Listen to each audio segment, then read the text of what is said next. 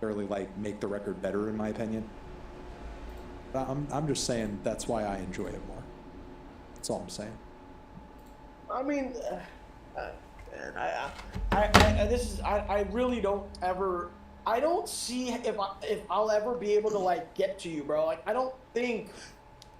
Honestly, when it comes to you, I'm a lost cause. So I would just stop worrying about that. Dude, there's got. Look, let's double back to what I said earlier. When it comes to my ratings, and listen to me clearly, okay? Because what I'm saying is what I'm saying on a surface level. There's no other subtext or other implications other than what I am saying. When it comes to Drake records and my reviews of them, I think Drake fans, I'm only talking about Drake fans here. In terms of my reviews representing their opinions accurately, I think any review that I give, Drake fans should just add 3. Just add 3, and that's the actual score for a Drake fan. So you're a certified hater boy, and this is what you do. Certified hater boy. She said see you later, boy. If anyone listening to this that is a Drake fan that liked the album or whatever, if you think that I didn't argue good enough on some of these songs that I think are good that he doesn't think are good, dude, I'm not even gonna waste my breath arguing like this, dude. Because I know these songs are fucking good, dude. And I know you give an album a 5, that means you're saying half the album's bad. Dude, half the album is not bad, half the album is not mid. And I think that you need to go on a couple more drives and listen to this fucking album, bro. I'm dead ass. Okay, that's fair. You can feel that way. And I'm just like a more open mind, and you'll enjoy more things, including Drake albums. Okay. Well, I'm glad we had this talk. I'm glad too. There was something else I was gonna say before. What was it? Was it Fantano? Can you do something for me? Dude, stop trying to get a TikTok, bro. Listen. I don't think that's gonna. I don't care if that goes viral on TikTok. I just want to hear you say it. Dude, now the byline's making sense to me, bro. All right. What are you talking about? That line's not fruity. Listen. This is what I was gonna say. You had that situation go down where Drake DM'd you. Yeah, but we talked about that. Looking back, right? Uh-huh. Do you like how that played out, or do you wish that went a different route? I think it played out fine. So you think making up fake conversations is like the way it should have went? What would you rather I have done? Shared his DMs to the world? No, maybe you I don't know, bro. Maybe have a civil conversation. But he didn't start off the conversation civilly. Yeah, but you didn't start off your review civilly, bro. What do you mean? I didn't say anything about Drake's personal life or, and anything in terms of like the way he was coming at me in the DMs. I wasn't like, hey, you dated a certain woman like this, so I'm gonna rate you a light 1. Da da da da da. Listen, man, it's called shit talk, bro. It's called talking shit, bro. Okay, well, I mean, he shit talked, and I thought that I was well within my right to react to that however I wanted to, which was making up a silly conversation where he gave me a cookie recipe.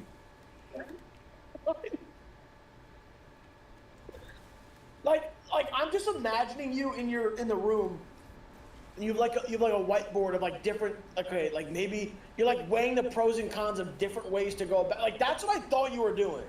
That's not inaccurate, but it's all just happening in my head. I don't have a whiteboard. Okay, so let me ask you this then. What was another way that you were going to go about that if it wasn't a cookie recipe? I thought it was going to be either a cookie recipe or... my plan was to either do cookie recipe or him DMing me asking for dating advice. See, that would have been funny and actually unbelievable. The cookie thing seemed like it'd be like a weird troll, so it seemed kind of real. Why are you scanning that No, rock? I know that was part of the reason that I think we went with the Oh cookie recipe. shit!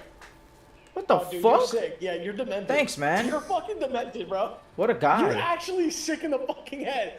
Dude, that's actually crazy, bro. Well, I'm glad we got to the bottom of that, because that's been on my mind. No, honestly, I think if I did it the other way, you still would have believed it. We'd still be having the same conversation. Oh my god, bro. I don't want the recipe. Sorry.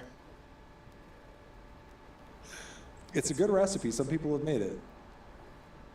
Okay. Alright, bro. All right, Listen, come on. I gotta- Are you gonna fucking say the Rich Flex line or not? I'm not gonna say it right now, but I got you a gift. I need you to send me an address to send it to, because I got you something. You got me something? Something that you're gonna enjoy.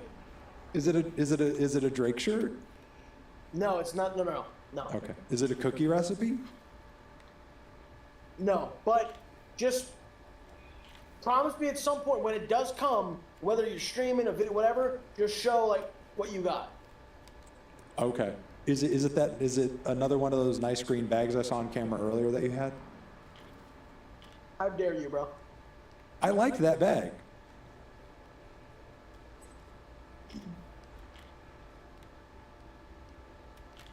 Is it gonna come in that bag? No, but you'll see. You'll see, dude. Don't spoil. You'll see. Okay. All right. I'll let you know. All right, bro. Well, listen, you're the best. I'm glad we could have this conversation.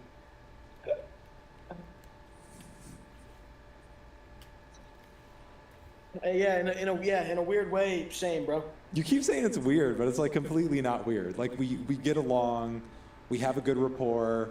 There's a bit of sexual tension there. It's good. It's fine. See, I knew the fucking byline. I'm out of here.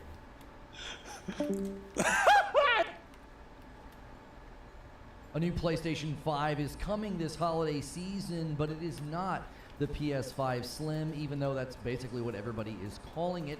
There is also going to be a price increase, so the response to this is a bit mixed because some consumers expected to see a PS5 Slim model, while others are questioning why the price is higher for the digital version. And anyone with existing PS5 plates is learning that they will not be compatible with this new model. There's also some good to be said about the announcement. It should offer more options and choice for those buying a PS5, in addition to helping with supply and demand and the distribution of the PS5 to hit their goal of selling 25 million just in 2023. There's also bad here and criticism from consumers about the way this is being set up and how there's even less things coming in the box, even though there is a price increase on the digital version of this PS5. So I put all the good information right here at the beginning of the video so you don't have to go looking for it. It's sort of an opening monologue. It's a longer video because it's a live stream. I then end up discussing this with the live audience for a couple of hours, so make sure and hit subscribe and the bell button so you don't miss out on the content. So, a new PS5 is coming, but not in the way that many expected. Rumors and leaks had fans believing that a PS5 Slim was on the way. Now, while I continued to say back then that according to the most reliable insiders and sources that I could find, we were looking at a unified model with a detachable drive, and that's exactly what we got. For those who thought Tom Henderson didn't know what he was talking about, he's now 2 for 2 on the PlayStation Portal, as well as the PS5 with a detachable drive, and it not really being a Slim. Even though the model is smaller, they are not billing this as a PS5 Slim. They're not even calling it that. In the past, they actually called it the PS4 Slim or the PS3 Slim. This is just going to be the new version. How does this of window the PS5. open? So first, I want to walk through what they announced. I want to look at the price point. I want to look at the details. And, you know, many are curious why there is a higher price point for What the fuck? the PS5. I thought it was digital. like So we're a- just gonna sort of like a look at window the type. announcement. Now, second, I want to talk about the good elements to this. Obviously, some folks are disappointed and others are being critical simply because it's Sony, but there are definitely some good aspects to this new PS5. But lastly, I do want to walk through the bad. There are things about this that are making people very unhappy and very critical. And even though I think the clear indication here is to help Sony with distribution and that the target audience is new customers, existing consumers, and those who commentate on these types of things, well, you know, as good as consumers can be, we tend to make everything about us, right? Well, there are things about this that I think are worthy of some questions and some criticisms and concern about long-term, what are we going to be getting from Sony whenever they launch new hardware. So first, what did they say? Well, the new PS5 model was announced in a blog and described in this way. Quote, smaller PS5 design comes with 1 terabyte storage for PS5 and PS5 Digital Edition. New model provides option to add an Ultra HD Blu-ray disc drive to PS5 Digital Edition. So basically they published a blog talking about this device, and that was kind of how they kicked it off. And while I am calling it a PS5 Slim in the YouTube title and description, because that's what everybody's calling it, nobody knows really what to call this thing when they're searching for videos about it, PlayStation is not calling it a PS5 Slim. Now, fans will likely continue to refer to this as a PS5 Slim, but the PlayStation 5 is simply being updated. This will be the version that they sell going forward. Now, this is part of why some folks are being critical, and there are negatives to say, and to go on about that, I'll talk about that in a separate video or later. Now, I do want to say here, though, that they go on in the blog explaining when this will show up and how. They said, as the holiday season approaches, we are excited to share that we have a new PS5 model launching. To address the evolving needs of players, our engineering and design teams collaborated on a new form factor that provides greater choice and flexibility. The same technology features that make PS5 the best to play are packed into a smaller form factor, along with an attachable Ultra HD Blu-ray disc drive with a 1 terabyte SSD for more internal storage. So they are increasing the storage, and this is actually causing some confusion. Just so we're So clear, 3.5 the current hours PS5 until it's finished. has an 825 gig hard drive. Now, some think that it's a 1 terabyte hard drive and then you get 825 after the operating system and everything else. This is not true. If you go to the official site, it says right below the price point, 825 gig. That is the hard drive that is in this device. That's what you get. Now, it comes out to roughly 670 gig for game installs once everything is installed. So when you turn the thing on, you don't have 825 gig available for your games. Now, numerous Google searches will give you incorrect information about this. I saw multiple sources and instances claiming it's a 1 terabyte hard drive with 825 available for games. This is simply not true. This is something that people kind of criticized early on. They're like, this is kind of a weird hard drive, 825, and then you only get about 670 for games.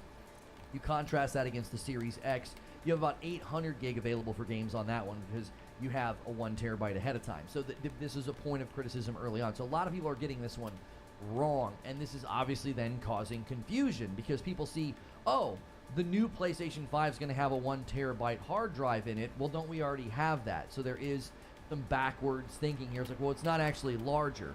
Based on the current model of the PS5, the new model should give you approximately 850 gig of storage for your games, up from the current of like 670. So on the subject of how much smaller it is physically, they did speak about that. They said that the new PS5 has been reduced in volume by more than 30% and weight by 18% and 24% compared to the previous models. There are 4 separate cover panels. In the top portion, there's a glossy look, while the bottom remains matte. If you purchase the PS5 Digital Edition, you can also add the Ultra HD Blu-ray disc drive for PS5 later, and it'll be sold separately for $79.99. So it's $80 for the external drive. Now, we're going to talk about price in a section that I talk about the bad, because there's some weirdness going on here with the drive being $80 and the price of the digital. I'll talk about more about that in a moment. In general, I don't find the size difference of the PlayStation 5 to be that compelling. I think the PlayStation 5 is obnoxiously large. I also don't know if it looks that great with the white. I mean, I know the white's sort of iconic and it's eye-catching, but I think it looks much better when you put on like the black plates, or I have the Spider-Man plates.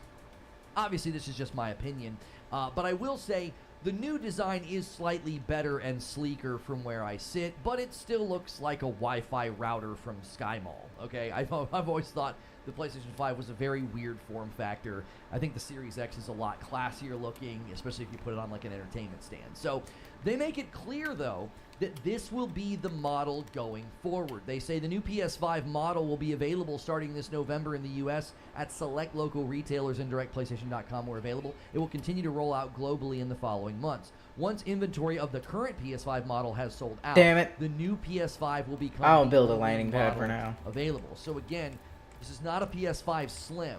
This is the PlayStation 5 going forward. This is obviously related to their strategy of hitting 25 million PlayStation 5 sold just in 2023. I could also see this playing a role in the PS5 Pro rollout, like they're wanting to get the PS5 Pro out likely next year, and this is going to be related to it. I bet you that they do a similar setup. I think that's very likely.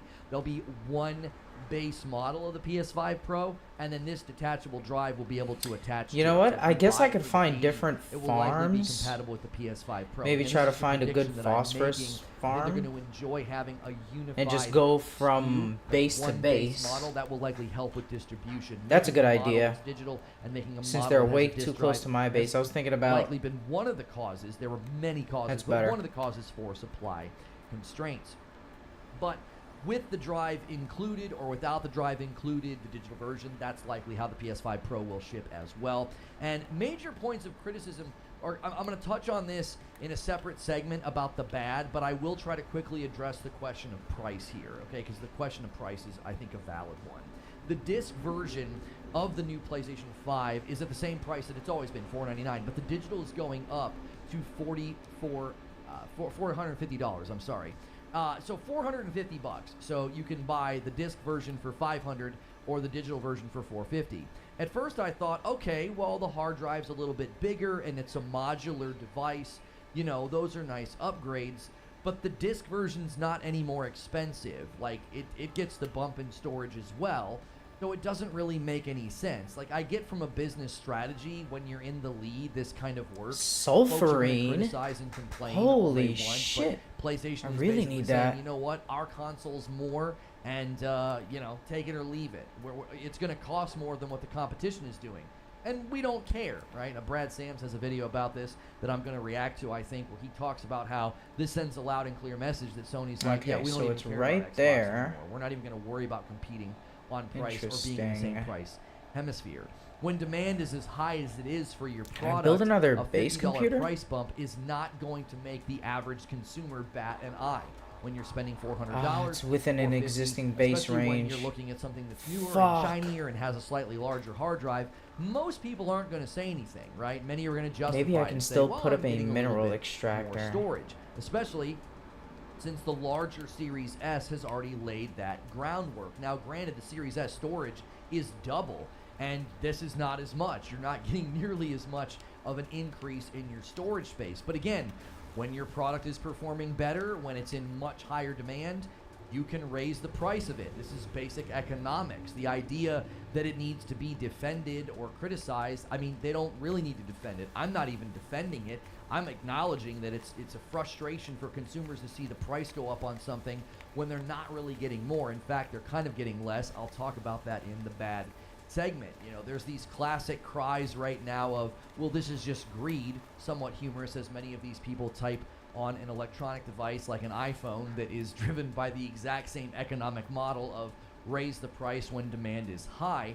But, you know, sure, criticize Sony for doing it, but this is basic economics. When you're the market leader and everybody wants your product, you can raise the price. And if the market bears it, the only conclusion to come to is, hey, we made a good business decision and we kept the shareholders happy. Like, I'm not saying that this is exciting for consumers to spend more money, but the market typically bears things like this. Everybody claims Metal that Fortnite plating, skins are too I need expensive. Well, the 6, market bears that 7. and supports it, and so you can't really claim that those skins are too expensive. If they were, then they would not be at the price that they were at because the market wouldn't support it, and they would bring the price down accordingly.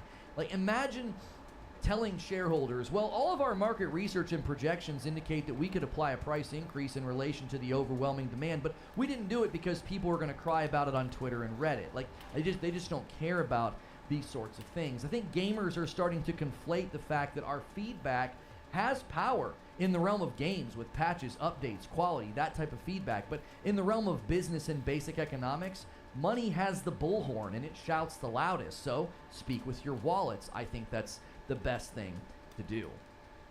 So let's talk about the I have good. the medal. I do think there's good. I'm going I to get need to the bad. 4 The good more, section's goddamn not it. as long as the bad. I actually am a little bit more critical of what they're doing with this. So I think it's nice for new customers buying into the PlayStation 5 to have more storage, and that's one of the good things about the new version of the PS5, right? It certainly isn't a huge bump, but another 200 gig can minimize how often you have to uninstall a game.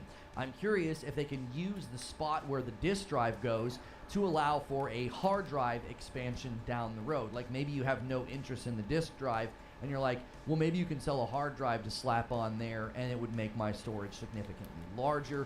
It might not be a great accessory, though, or a great add-on, because then that would mean that you couldn't add the disk drive later if you suddenly wanted to. So I do think that is one of the good things, though, is that we are getting more storage.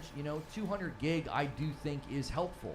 It's not a game Nice. changer, but it certainly is helpful. I mean, there are some certain times where I can install a couple more games before having to install one of the big ones, because typically there are games like Jedi Survivor and others that just take up a massive amount of space, and anytime I'm installing new games, I'm usually hunting for something. What the fuck is that?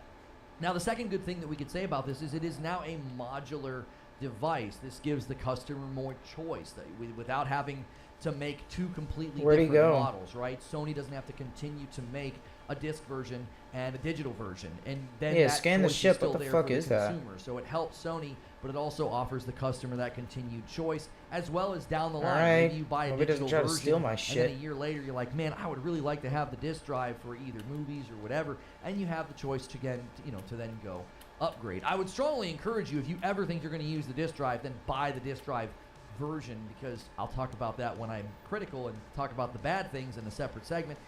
There is no way it makes sense to buy the digital version and then the disc drive later if you're even considering it. It's going to cost you more money, which is nuts. But having those two different models, I think, actually will help both the company and the consumer. I think they benefit from that level of modular choice because it helps production lines. This is obviously then related to the future of the PlayStation console. So the third thing this does that I think is good is it unifies production.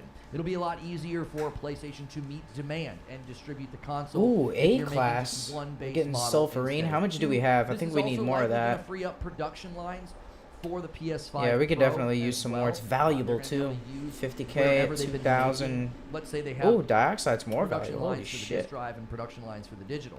Well, some of those production lines are getting freed up now because you're no longer making a disc Beautiful. drive Keep version on of running, PlayStation 5, boys. and that could be maybe where they dedicate resources, bandwidth, and manpower to creating Can I and find distributing Power and Survey making the nearby? PS5 Pro. No. And listen, the truth is here, this is going to help them hit high levels of production and distribution so they can hit their 25 million goal. All right, Like, this they're- is they're good for already at now. like We got 40 million Sulfurine, we PlayStation got, 5s, but they want to sell uh, 25 million just in 2023 alone. This will likely help Sodium. with that since this new version arrives in the holidays, and demand for the PlayStation 5 is likely to go up because of Spidey. Everybody loves Spidey, and Spider-Man 2 is no doubt going to be one of the most sold games this year. And the truth is, the good here about the PlayStation 5 new model is it largely pertains to And the I'm not too logistics far of from my Sony. base. I could The fly consumers in. are benefiting by having a modular device with slightly more storage, and then there's more availability of the console in stores. But for the most part, I can this is spawn helping here, Sony start maintain farming. their position and distribution, which Move isn't bad down. for the customer. Oh, but I it didn't put a certainly portal doesn't over there. make this a Fuck. total win Holy shit. for us either. And that leads to the bad, okay?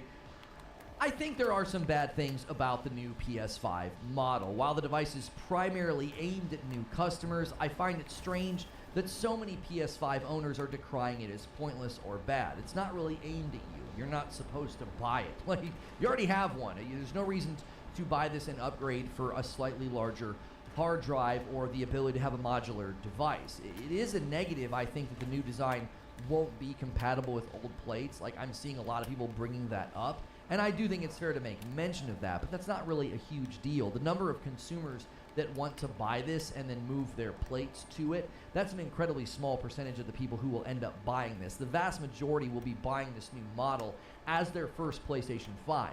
And even if somebody buys this as like their second PlayStation 5, I don't see I would do that and then be like, well, I really want to move my Spider-Man plates do this. Like, the only reason I would do that is if my PlayStation Limited to 5 with one the per Spider-Man base? plates, like, stopped working. Oh, okay. I guess that's fair. So again, That's fair. I do think the fact that the plates aren't compatible is a negative, but in light of the fact this is aimed at new consumers, I don't see this as being a huge issue. I think there are far better things to criticize than that. It is coming out in the wake of the Spider-Man 2 launch, so I am curious if they're going to try to make the Spider-Man 2 plates available in the new This design. right. This game really Around the needs a map holidays when everybody's thinking about instead of just a buying video fucking compass games, with a ton of accessories, shit on it. This is so merchandise. Now, cluttered. the second negative thing that I've touched on a couple of At times least a map you can is filter the whatever's pricing on the increase. map. It You will can likely zoom in have and no out. effect on demand. I Stuff think we can just fairly disappear or say that. I don't think the reappears PlayStation as you 5 is zoom in suddenly or gonna, zoom like, out. struggle to hit their sales and their goals because the digital version's $50 more. I don't think it's going to have. I an wonder if I effect could on just that. build But a road this looks straight over strange. to the. in light of the very small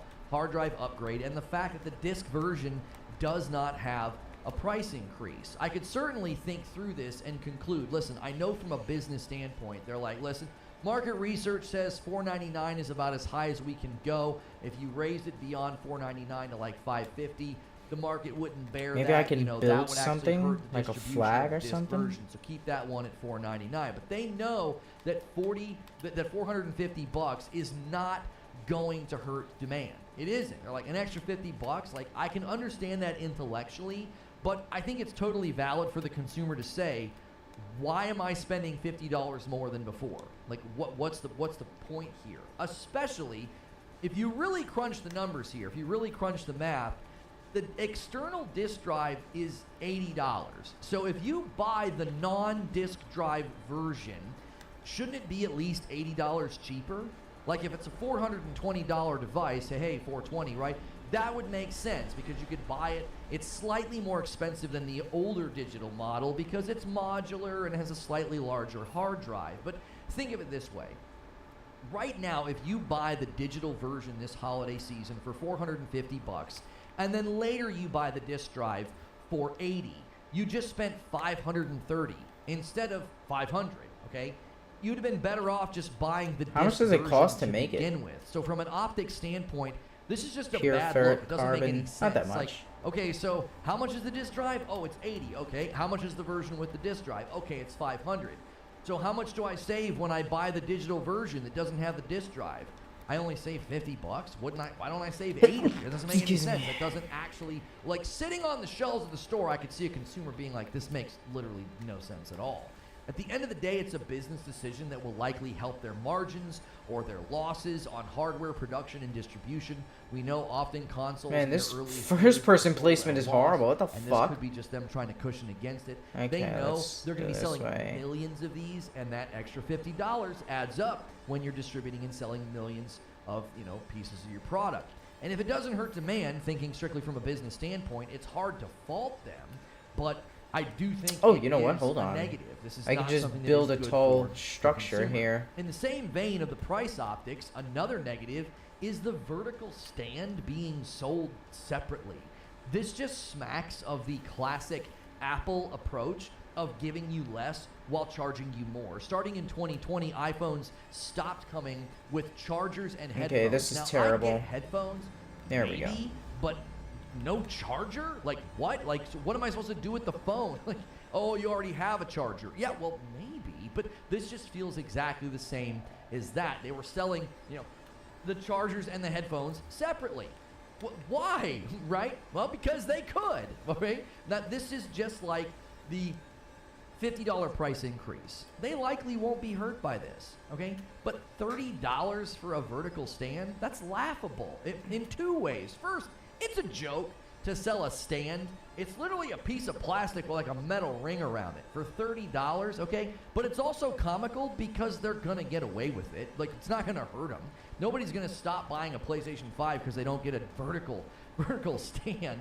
One of the reasons I think that this is one of the reasons I have said that I want Xbox to do more hardware innovation and to push power, because Sony's not really competing now in that realm.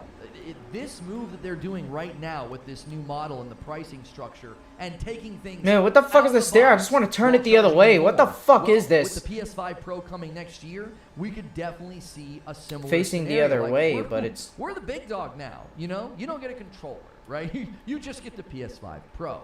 When the PS5 Pro hits late next year, which is likely when it hits, versus the Series S dominated Xbox market, PlayStation's just going to continue to raise prices on hardware because it signals them as the premium gaming platform. And I've always been in support of paying more when I'm getting $10 more for a director's cut. Made sense to me because it's like buying an extended version of a movie, right? You're getting more, so you spend a little bit more.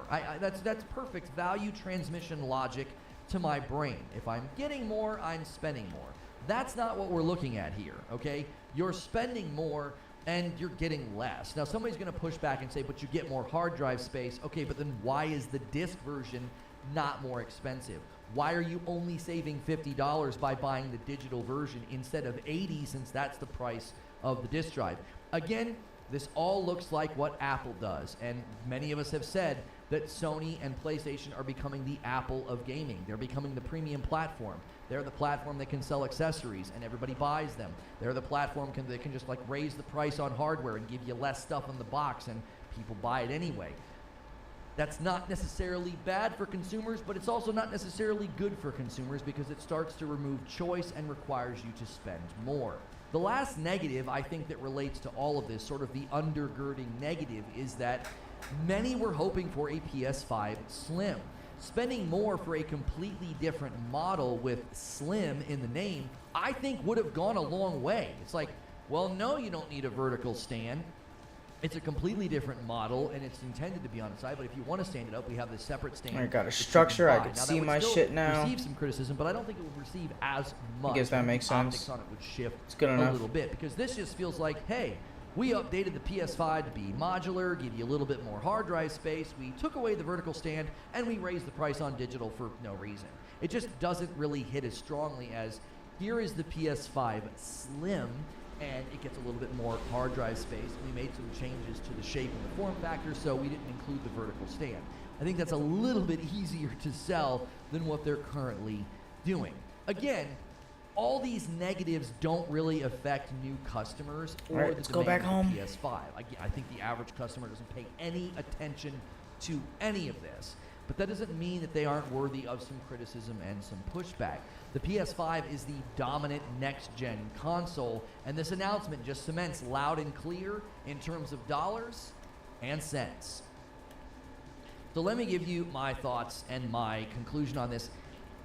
At one level, I'm actually glad that they're not doing a Slim. I think it makes way more sense to do a model update that benefits both Sony and the consumer to different degrees, right? A Slim doesn't do much in my mind other than look different. I very much didn't care for the idea of a Slim. I was like, no, the idea of unifying the SKU, it makes way more business sense to me. And it also, in my mind, is better for the future of just getting the console out there. Just distribute the heck out of it. Like, that's better for everybody. A Slim doesn't really necessarily help do that. A modular approach, unifying the PlayStation 5 into one base model, this helps with distribution and demand, and in general, I think this also then helps with the PS5 Pro, which is something that I'm looking forward to. Many people, similar to their criticism of the DualSense Edge or the PlayStation Portal, they say that the PlayStation 5 Pro is pointless.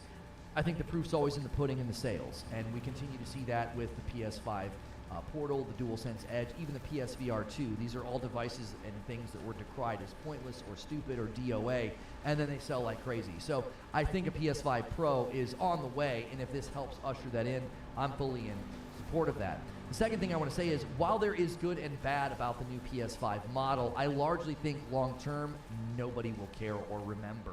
Beyond remembering, I just don't think customers are even gonna notice, right? Something being new, it's different, it's smaller, it's got more storage. I think that will go a long way to justify a $50 price jump for most people. Again, to me, I think the vertical stand being sold separately is the bigger concerning issue. Like, what's next? Consoles releasing without cables and without a controller? Like, is that the future? Is that PlayStation's future? Like, are they gonna become Apple? And they're like, here's the console. Oh, you wanted a power cable with your console? Oh, no, that's $5. Like, we do not want them getting to a position where they feel that they are so dominant and so siloed up as a brand that they can just kind of do whatever they want with the hardware and with the peripherals. I never mind spending more money when I get more. I don't like spending money when I get less, and I think that's fair. My conclusion is this. PlayStation is clearly gearing up for a big turn up in distribution, but they are likely also laying track for the PS5 Pro, and from where I sit, that's what I want to see in gaming. The PSVR 2, the Portal, a strong console that pushes hardware innovation and strength, and then accessories. All of that benefits me as the consumer. I get more. I get better experiences, cooler experiences. I just tried out the MetaQuest 3 last night, and the hand tracking blew my mind, right? Like, that's the stuff that I'm into. I want to have the new, the better, the faster, the stronger. Push it. Pushed the innovation. Do new things. So I like that PlayStation is seemingly doing that. I think if the Nintendo Switch 2 lands in the way that we're hearing, the future could have three very distinct players. Nintendo would continue to dominate as the sort of portable, I have no idea fun what I'm family doing. gaming console, and that would be their identity. PlayStation would become the premium. I'm trying. I'm platform clearing a like path to Apple, my, where my there's tower. lots of high-end, I think this is good. high-priced accessories, and then Xbox would It's be pretty the good. submodel, the ecosystem. And the question is, do they all succeed at this approach? Are all of these approaches valid? Are they going to work? And the bigger question is, where do we land as consumers? And that's the show open. Thank you guys so much for being here this morning. Good morning, good afternoon, and good evening. There's good and there's bad here. I am being critical of some of this. This is very concerning. I feel like, PlayStation could be heading in the direction that Apple likes to head, and I don't want to see a future where like a PlayStation 5 Pro doesn't even come with a controller because they're like, well, that's the price. Sorry, that's what it is. And I think that's a valid concern. So I don't think this is all a good, smiley, shiny, exciting thing here. And the price point just doesn't make sense. Like, you can't make sense of that to me. No matter how hard you try, I bet you some of you are going to try. Ryan Hayer with 25 months as a member, and it's a VIP plus. And the first gifted member of the day, Han shot first, and so did you. Thank you, John, always. And Connection Gifts, a member, off to a fantastic start. We have about 2,500 members. You guys have been absolutely crushing it. And Fright Night is the big goal right now. We need 500 more members, and my wife and I will be doing Fright Night every Friday night for you guys that way in sort of the season of October, right? And another one comes in from Patrick. Thank you guys got my own so little much. staircase. Starting off the day immensely strong here, and I even have a super chat to thank. I haven't even left my fan funding page here. Super Googly with a $20 super chat tip. Just release the Pro and take our money. No one cares about the Slim or the Portal. Well, here's the deal with that. Okay, here's the deal with this. I tried to touch on this in the show open. PlayStation's going to benefit from this a whole lot more than us. Okay, now we certainly benefit when they are able to distribute more of their console. That means more people can buy it, right? But this is going to benefit them. They're going to be able to hit market saturation with the PS5. I believe it will surpass PS4. I think they're going to pass it. And this is how they're going to do it. So this is mainly for them, but we benefit. I don't think we benefit by them selling a vertical stand separately, and I don't think we benefit from them being like, hey, the digital's $50 more just because. Like, I don't think we benefit from that at all. But if it helps them distribute more consoles, then that's actually good, because we don't want consoles to be constrained. I think that's bad. I think that's proven itself to be bad for Xbox. I don't think constraining their distribution has been particularly good for them, and I don't think it will be long term. I think third-party developers will flock to the console that has the greater distribution, and then that lopsides the market, and I think that's a problem. And then it leads to the need for acquisition. There's a whole pendulum swing there going on, right? So I don't think constraining consoles is good. So this is good that they're increasing distribution because of this unified SKU. Yo, my brother's in chat, Derek, without a badge. We gotta fix that. We gotta fix that. Thank you. And so is Feed on his new account. Bumble Pants with 13 months as a member. Extra storage is always good. Adding a 2 terabyte SSD expansion into my PS5 was fantastic. Having everything installed now with no more juggling installs. Eugene says disk drive interface, USB-C, extra storage on a machine that already had a razor thin margin and such raised price doesn't have to make sense. Oh, I don't expect them to make it make sense to me, Eugene. It's a business decision at the end of the day. Right? It's a business decision. They know they can do it. They know that they can do it. You know what I mean? There is an assumption that the high-speed interface modification to the digital edition is free. The extra $30 is most likely due to the additional cost, logistics, packaging, cover plate. Okay, sure, but track with me here. The disc version price isn't going up. Why is that not going up, right? I know intellectually why it's not. They know $4.99 is about as high as they can go. They know that. They do. They can't just suddenly be like, yeah, it's $550. But the digital version going up? Yes, but both got the modification. Right, so why am I only saving $50 by buying the digital version? Like, riddle me that, AOZ. Come on. You know I love you. I know you're an SIE. You're the man. But riddle me that, Batman. I'm not saving $80 by buying the digital. I'm only saving $50. It's more expensive to buy the digital and the disc I need to drive connect a later. That fucking don't make energy no light to it. sense. God damn it. That doesn't make any sense, bro. Come on now. I know they're gonna get away with it. They're the leader. Their product's in greater demand. Apple gets away with it. Apple's like, you don't get a charger anymore with your phone. And people are like, yes, sir. Thank you, sir. May I have another, sir? You know, they slap you in the mouth. No charger. No headphones. And it's more expensive. And you're like, I'll buy one. You can get away with that when you're in the league. Meech with 25 months on the VIP morning chat alone. Happy to be part of the Red Badge crew. Welcome back, Meech. The disc version has margins built in. You don't have to explain to me intellectually or from a business standpoint. You don't have to. I get it. I can buy a digital right now for $400 and a disc drive for $500. And then when the new one launches, I can buy the disc drive for $500 and suddenly the digital's more expensive. And then I'm going to stare at a portable, an expansion hard disc drive, for $80.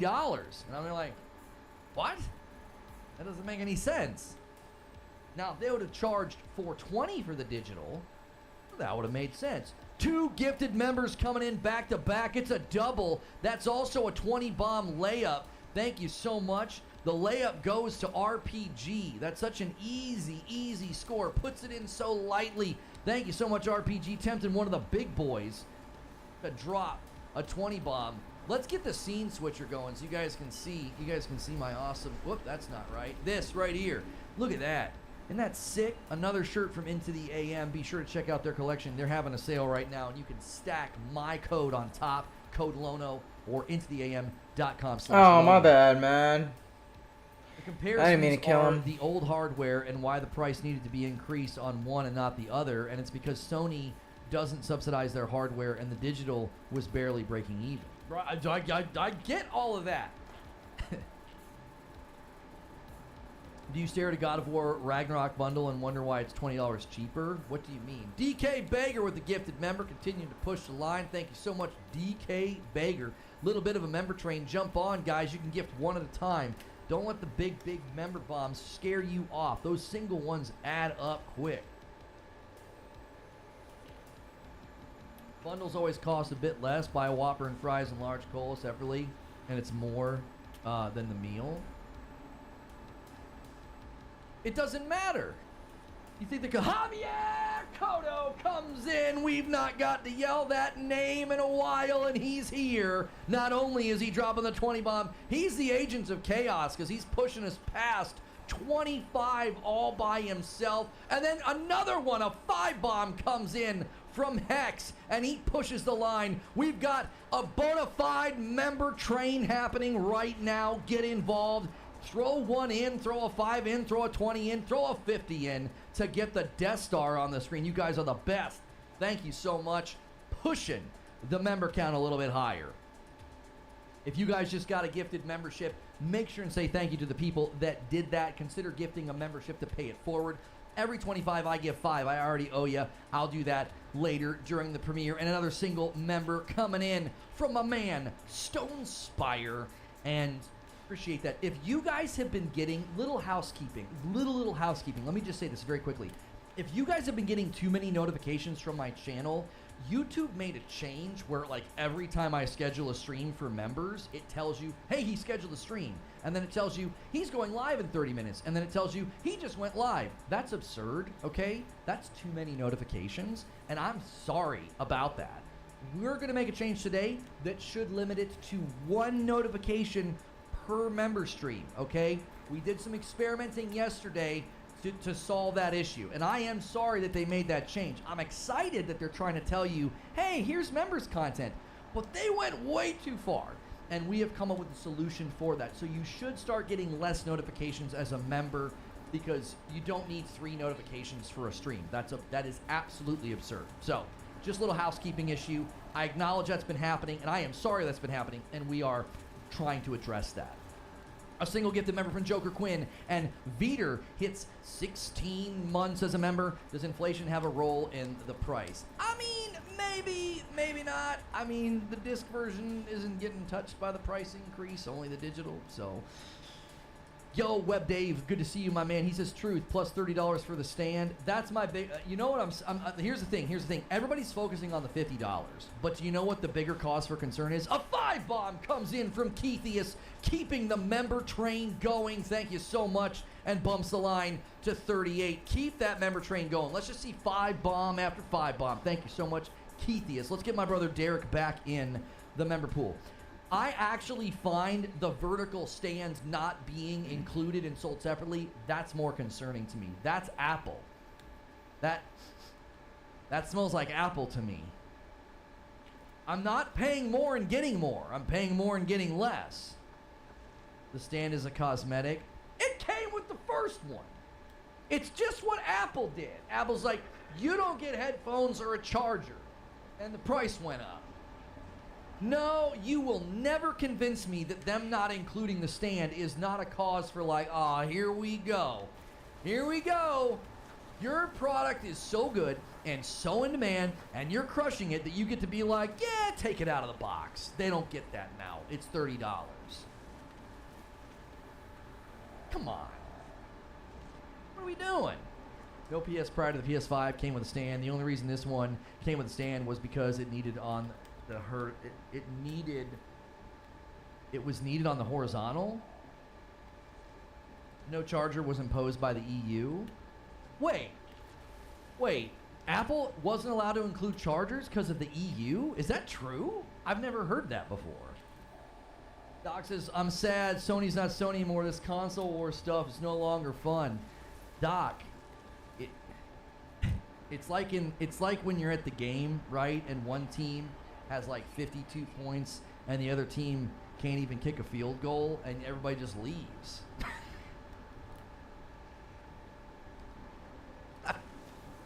I'm sorry. Y'all are down bad right now because of Forza. You know, I can always tell when Xbox is doing bad. I get attacked for the most minor things. Can you believe what this guy said? What did I say this time? You know, I trim my nails on a Tuesday. Can you believe it? He doesn't trim his tails. He doesn't do it on the weekend like a real man. It's like, oh my gosh, you guys have really got to be down right now. What is going on? I know it's bad right now. Wait a minute. Yeah, I flipped that around on you, didn't I? My favorite, Doc. This is my favorite. I was watching Brad Sam's video. Okay, so I'm gonna probably react to your video, Doc. We're resurrecting reaction content, but I'm gonna do it on a separate channel, Reforge Reacts, because it's a very different vibe, and I don't necessarily want to put it here. But I'm gonna react to your Sony Out of Touch video. I think. Now, here's the thing. Your video was recommended right below Brad Sam's video, where Brad Sam says Sony claims victory over Xbox, and then you're down below like this. Sony's losing touch. I was like, well, there's 2 ways to look at this. Let's see what both of these gentlemen have to say. And yeah, it was good. It was good perspectives, like 2 different perspectives on what's going on. Because Brad Sams is like, this is a loud and clear message. Sony's like, we don't even care about Xbox anymore. Xbox who? What's the price point on their console? Who gives a frick? Ours is $550. Why? Because we said so. And no, you don't get a vertical stand. You got to buy that for $30. And yes, if you buy the disc drive later, it's $80, and that makes it more expensive than the disc drive version. Shut the frick up and buy it. Like, that's what they're doing. They're like, we don't care. But the Series S is only, then buy the Series S. That's their attitude. They're like, we don't give a frick. We're not even considering them anymore. I thought Brad's take was good. I kind of agreed with him. I was like, yeah, I think that's one way to look at this. Is that Sony looked at the market and said price isn't an issue anymore. You know? Pretty I was right. I have way more subs than that Sam guy. No you don't. No, you don't. Brad Sams has got a pretty good sized channel. You should be subscribed to him. He covers Xbox stuff. He's usually in their corner. He has 51,000 subscribers. I think he's good. He's a really good content creator. I like his content as well as yours.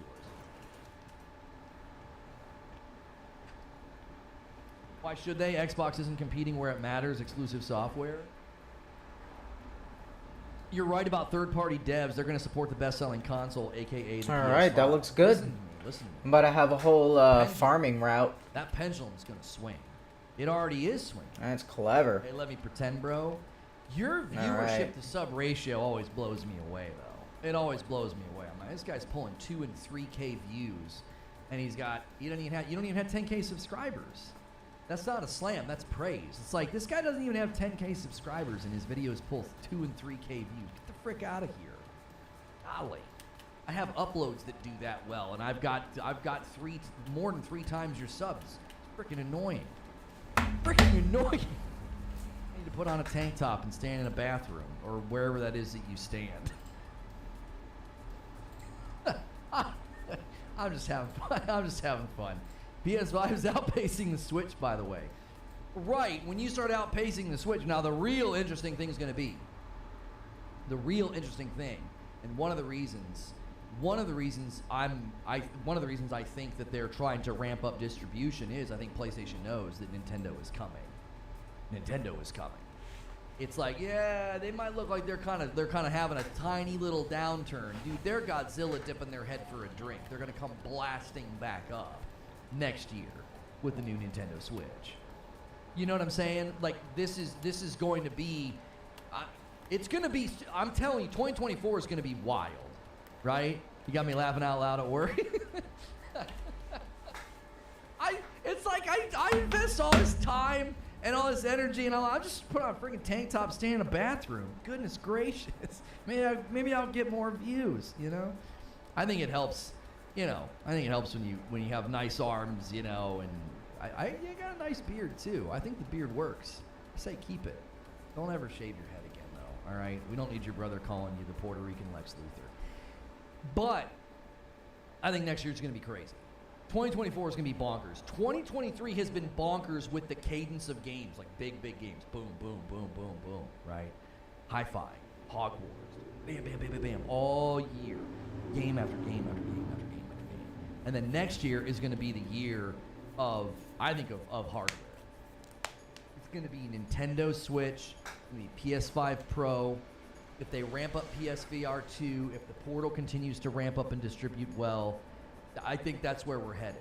Next year's, like, the theme of next year is going to be hardware distribution. Just both Leviathan companies, just PlayStation, Nintendo, just absolutely going crazy. And I actually think this whole pendulum swing of they're going to dominate the hardware. It's going to enable PlayStation to do this. PlayStation's like, yeah, you don't get a vertical stand, and this is more expensive and that's more expensive. They're going to continue to do that, by the way, because they can. The market will allow them to. This is what companies do, right? When demand is high, prices go up. When demand is low, prices go down. Like, this is basic economics. When a market is got a dominant leader and demand for their product is very high, we saw this with Apple over the years. So that, I think, is why you're seeing an acquisition pendulum swing, because Xbox is saying, we can't do that. Can't do it. We will not be able to do what Nintendo's doing, because literally nobody can do what Nintendo's doing. And PlayStation has absolutely taken over console. Like, they're the premium console. That's it. That race, that All right, fight welcome. is over. Well, Man's about to start a only way suicide you cult. beat an ecosystem is No with settlement content. feature, They'll blessed send it in by an the email. tides. So I think this is the future. Like, the PlayStation 5 Slim, Improve it's not a citizen slim, but you know happiness. what I'm We're saying. making PS5 money. Slim Good is shit. sort of the beginning of what I've been thinking is coming is this sharp divide. All the platforms are going to be so distinct. There's no longer going to be this, well, you know, they're kind of similar. No, they're going to be completely different. Nintendo's been doing their own thing for a very, very long time. It's always kind of seen, you never see those memes on Twitter where they're like, there's two people fighting and there's like somebody in the background just like drinking a drink, and they're always like, that's Nintendo as Xbox and PlayStation like duke it out. I honestly feel like that's changing, right? No, Doc bash Sony constantly, but he owns a PS4 and a PS5. That makes him a Sony bot. I don't understand like having to put people in categories so you can call them a name. I don't understand that. I stopped doing that when I wasn't like on a playground and 7 years old. So what? And I don't think he bashes Sony constantly. I think he has preferences, and those preferences determine what he praises and what he criticizes, right? I mean, the man basically said ReCore was more fun than God of War Ragnarok. Like, okay. I thought ReCore was awesome. I thought the ending was all jacked up pacing-wise when you got to the I gotta pyramid, farm it kept some getting harder and harder ferret as you moved up, carbon. and the only way to get strong enough was to go grind like really weird side trail missions and stuff. But I thought, you know, okay, this is a picture. You're welcome, into a guys. man's Enjoy the new preferences. facilities. Determine where people go. Would you just build a Starship My hub? preferences are I like action, adventure, This thing? RPG, open world. Fuck is games. this? So where do you think I'm gonna land? Right? It's just what the way people I are. could talk to people by their ship. Build a strong PC that'll keep Recruit you Lifeform in, to Squadron? in the now until past 2030. Like my freighter I'll tell you one squadron? reason that I'm not too keen. Cannot Like I'm recruit more. pilots. And this relates Squadron to is the PS5 full? Slim. What? This relates to the PS5 Pro. The Full reason of who? I'm way more inclined to buy a PS5 Pro. I have no Okay. I have no friends. So no let's just what do the the math. what? I bought a PS5 and a PSVR 2. That puts me out a little over $1,000. Okay, and let's just say I spent that between 2020 and now.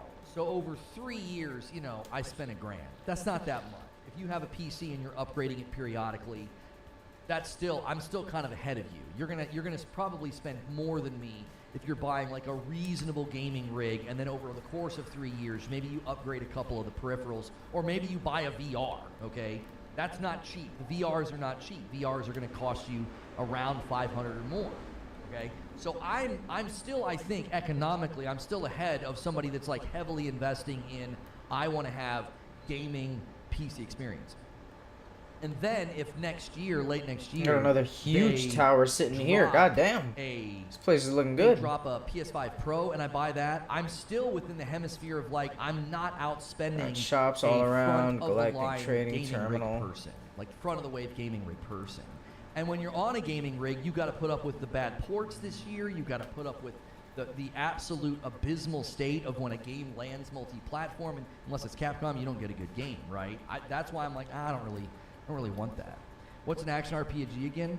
I know listen to me. That clip where I said, there's a clip floating around where I said action RPG is like a new category or whatever. That's being ripped out of context. I was talking about open world action RPGs like Horizon Forbidden West.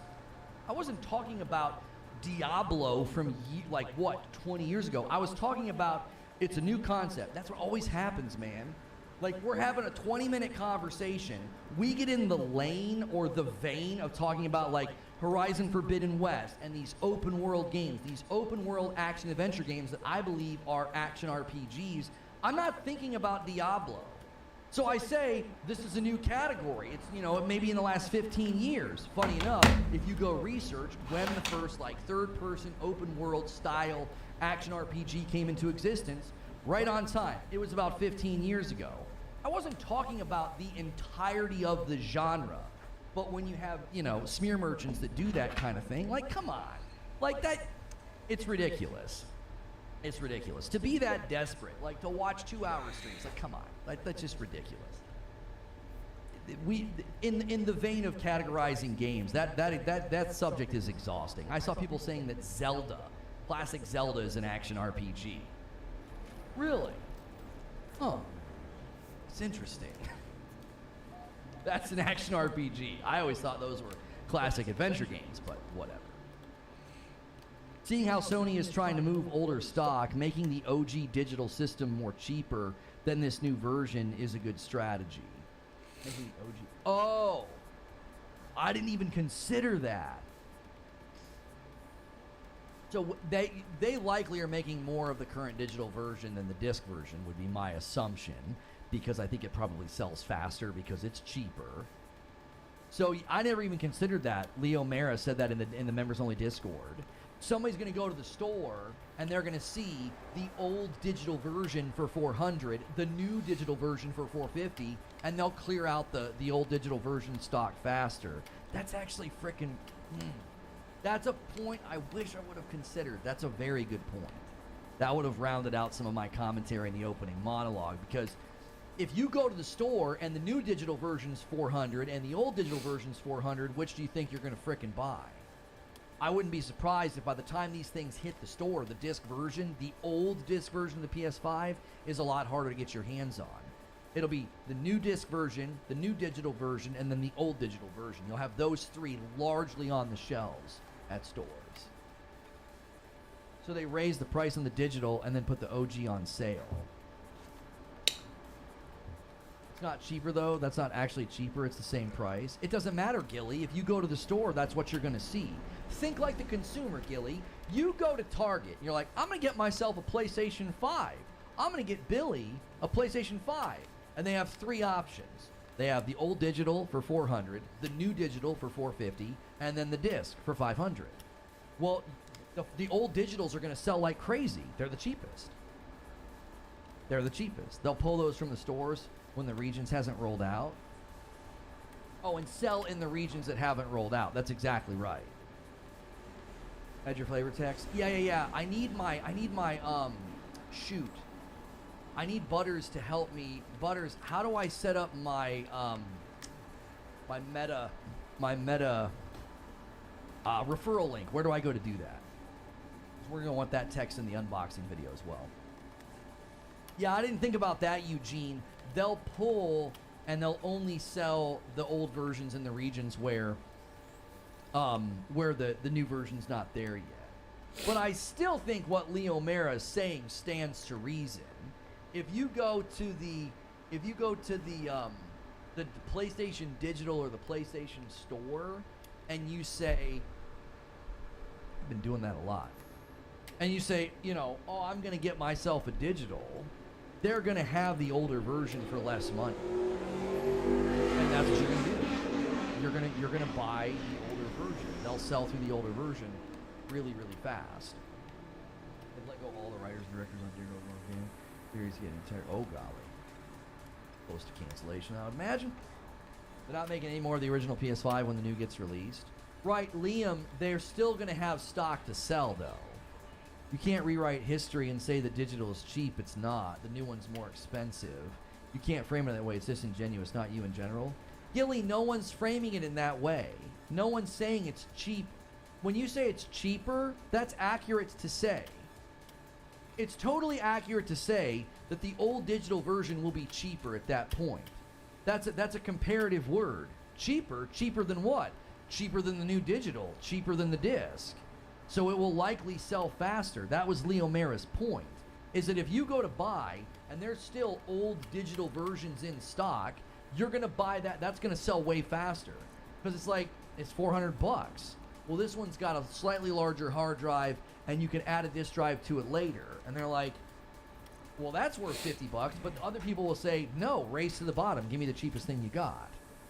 No one's saying it's getting cheaper or going on sale. Nobody's saying that. Like, you're pulling your guns from your holsters to shoot a bandit that isn't here. Like, nobody is indicating that. All right, thermal protection active. Thank you for the fucking warning. Please get off my screen. Hierarchy will help sell the old version of the digital. That's all I was saying. Is there going to be a Pro coming soon or just the Slim? They're not calling this a Slim, but we're all going to probably continue to call it the Slim. They're not calling it the Slim. This is the new PS5. So going forward, when you go to buy a PlayStation 5, this is the one you'll be able to buy. It's cheaper than the new one. The old has not changed in price. So we're going to have a lot of text slots. It's not cheaper. I'm assuming that's the max. Nobody was saying we that it was, Gilly. 20 more? You're on guard for that's something that isn't even necessary. Nobody is saying that. My exosuit inventory, we got a lot. They don't even sell it on the direct store. So maybe we got they're already all ramping this down down here, this production. whole box. Maybe they're already ramping down production because of this. That might make sense as to why the last couple times I've gone to the direct or the website, only the disc version was available. It's likely because they went to the production lines of the digital and said, start making this new SKU. Start making this new base model. And then they continue to work through the disk drive, versions. Then those production lines will stop. They probably already have. And then they'll sell through that stock, and then only the new version will be available. The only way they're hitting 25 million, and the only way they're hitting the distribution that they need to hit their goals, is they would have had to have stopped making the digitals a long time ago and started making the new ones. There's no way. You've got to be able to have millions of these things ready to go by holiday. The digital was such a razor thin margin, they basically stopped producing them. Oh, well, there you go. That's probably another reason they decided to raise the price. They're like, we don't like having razor thin margins on something that we're selling millions of copies of, you know?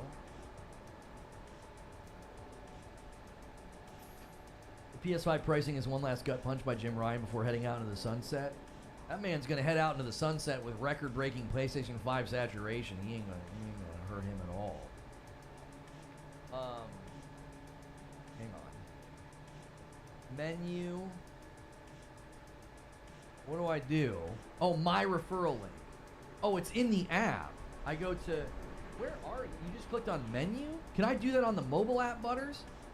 Because we want to include the referral link in the video. I've got the Meta unboxing today. Where is it?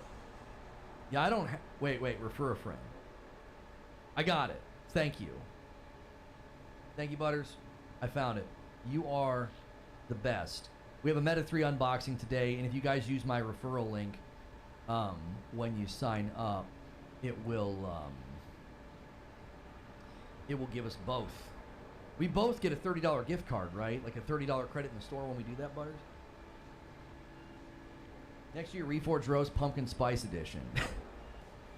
Faceplates are confirmed, too, for the new model.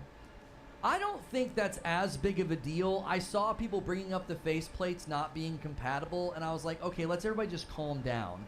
How many people who currently have faceplates are going to buy this thing and be upset about that? What, 5 people in the world? There's not going to be that many existing customers that do that.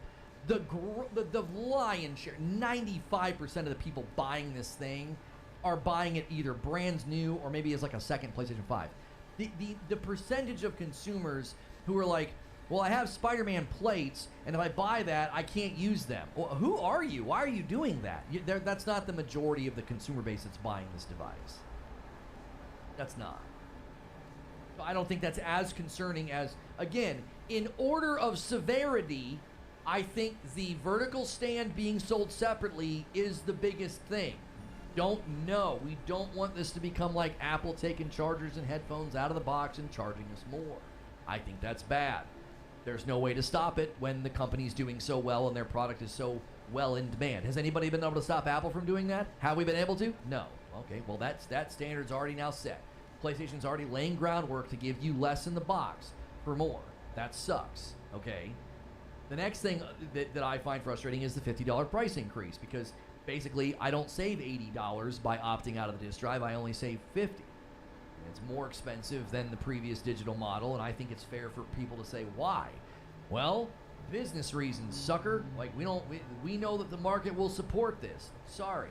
And then the next very minimal thing is the plates not being compatible. I don't think that's nearly as important. I don't think that's nearly as important. We just hit 1 hour in the stream, guys. We've been streaming for an entire hour. Do me a favor. Let's get 300 likes on this video. We need 50 more likes. Keep the gifted members rolling. Let's hit that Fright Night goal. We can easily get there. We only need like 500 more members, and we have blasted through those goals before, and we could definitely do that. Already off to a really, really strong start today. If you can't do a membership, do me a favor.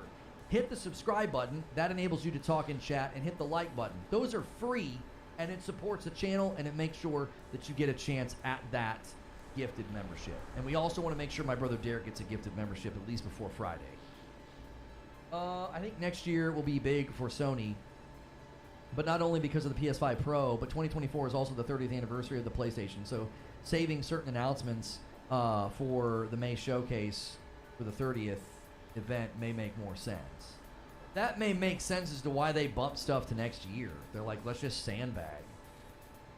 They're already having an increase this year. That's great for your shareholders. Spidey's going to push everything into overdrive. And so they're sandbagging. They're kicking stuff down the road. They're kicking stuff to the next fiscal year. Why? Well, you got to keep the shareholders happy. You got to keep the shareholders happy, right? You got to keep moving those percentages every single year. Phil Spencer's talking about prices of consoles and stuff won't go down. Yeah, prices aren't coming down. No. Again, you can explain all of this to me intellectually. From a business standpoint, I get it.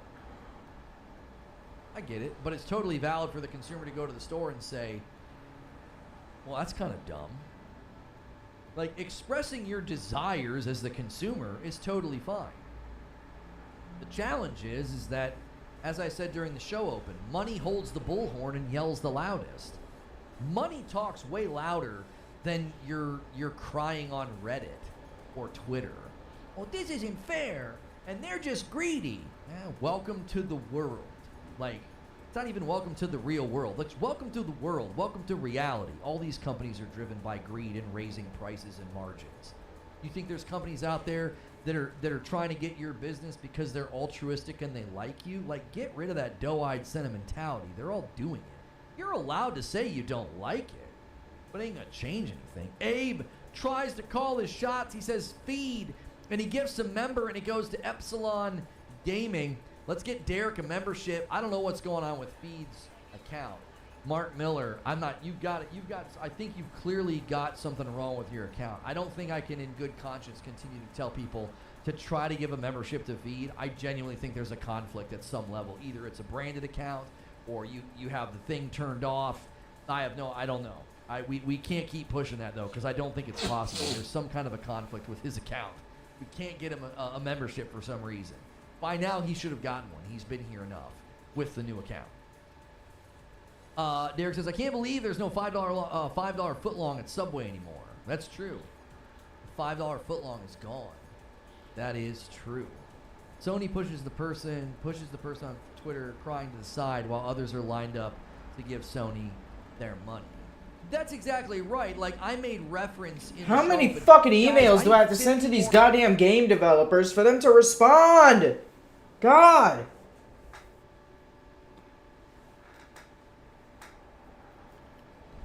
Game is fucking broken. I can't fucking finish it.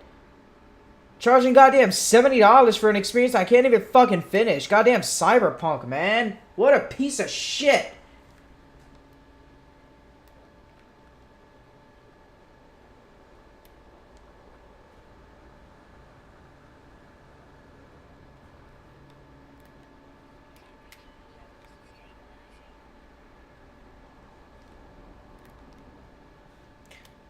What are we building?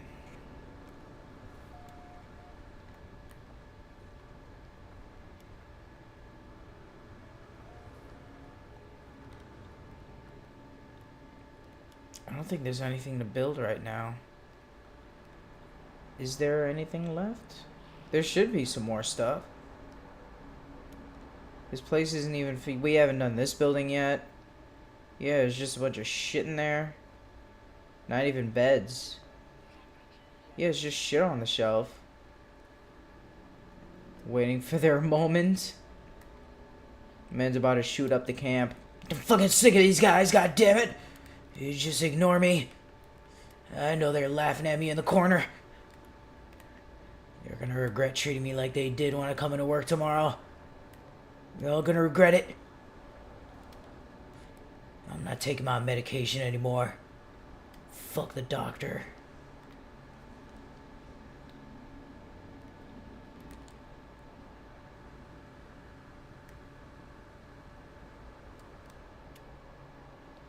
Oh, I made it. Nice. Almost died. Almost busted my fucking legs open.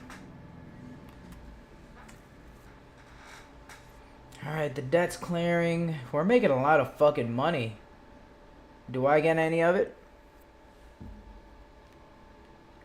I'd like a little cut, little 5%. You know what I'm saying? I think I'm doing pretty good job managing this place. I'll take 3%.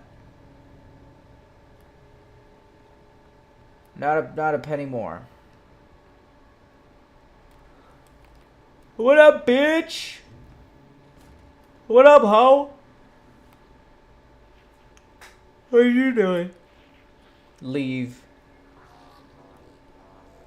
Man, I saw on the internet most least attractive accents are New Yorker accents. Man.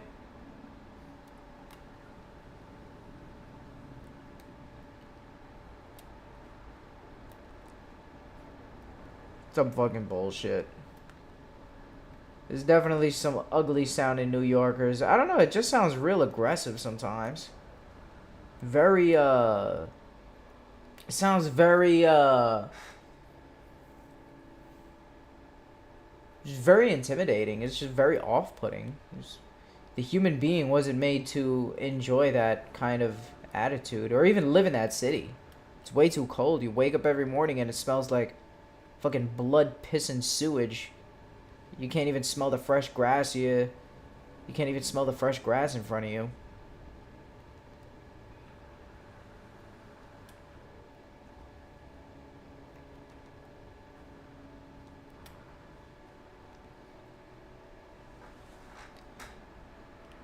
Oh, God, my dick. Well, where can I build something? What the fuck is this? What do you guys... You guys don't do anything else? I guess that's it. I finished building. I'm the village master. Nah, this can't be this can't be it for the building. Look, we got a bunch of shit in here. Oh, they're cooking. What is this?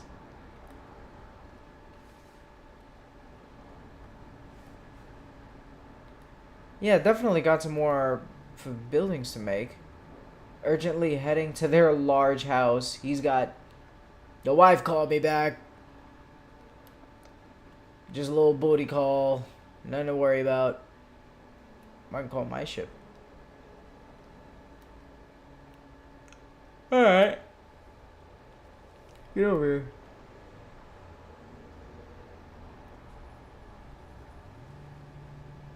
Oh, fuck. Now we're gonna fly it over to the other landing pad. There we go. Oh, fuck. Oh, this asshole. Damn, that shit looks kind of cool. Holy shit. Starship of the Merchant Arado. What up, Arado? Geckberg, trading opportunity. Yeah, trade with me.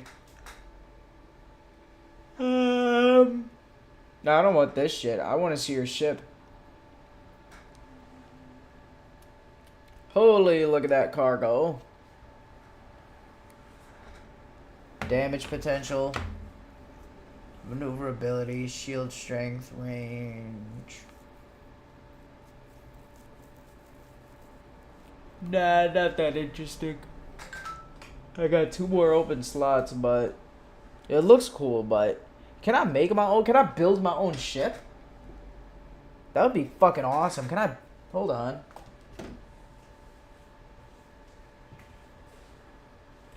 No Man's Sky.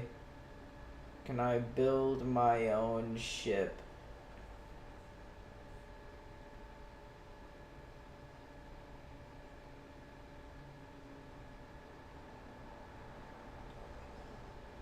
Oh no! No ship customization. Damn, that would have been so fucking cool if they did that. Oh my god. But I guess I get it. The game has limitations. There are an insane amount of ships out here though to buy. You just go to trade stations. You see them all over the galaxy. I have seen some fire ships.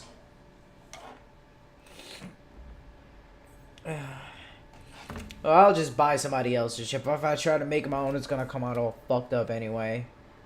All I make is shit. Thanks for letting me see the ship. Bye.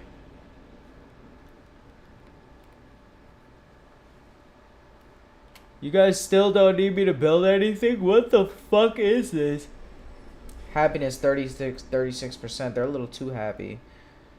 I have a Class B settlement. I just noticed that. So I can find like a Class A settlement.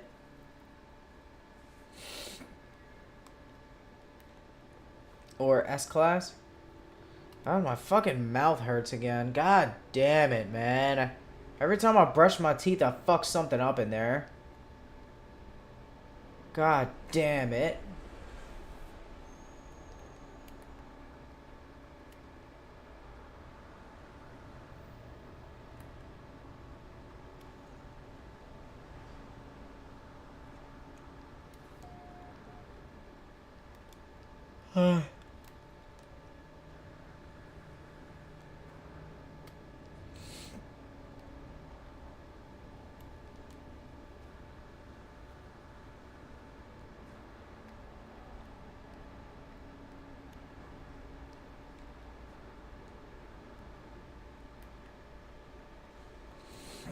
Man, fuck this shit. I'm going to sit in my office. I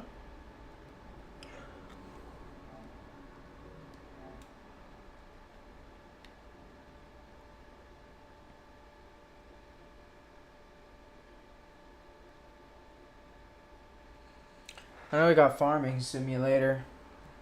Daymare 1994. What is this? 35 bucks? It's shit. Nobody charging $35. Nobody can afford to charge $35 for a great AAA game. Look at this piece of shit. Get the fuck off my wish list. What a shit ass game.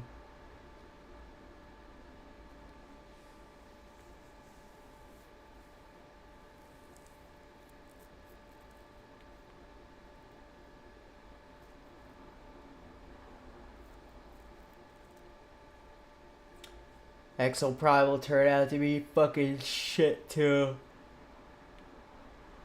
Everything's so fucking shit. I might get Lords of the Fallen, but we got Spider-Man coming out next week. Holy shit. I got the super double deluxe ham sandwich wish listed. I probably shouldn't. I'll just get the regular. Where's the base? I'll get the regular. I'll be happy with my pre-order gifts. What is it, the 19th? It's the 11th. Comes out in a week. Oh, man.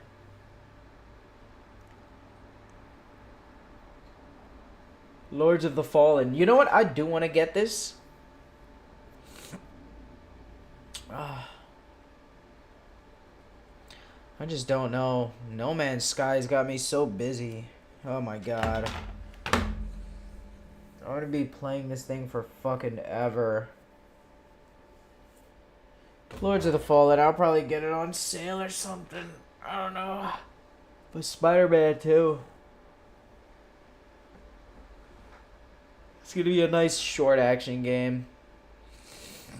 Like a Dragon Gaiden. Kitty? Oh. I gotta eat some food. Fucking $130. What the fuck, man?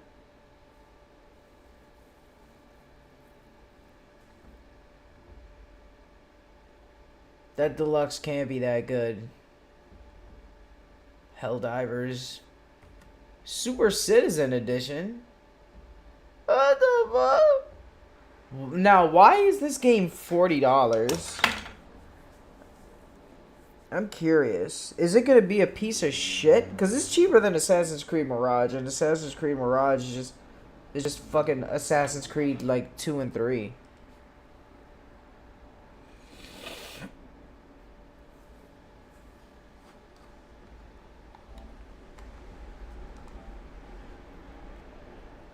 Yeah, $40.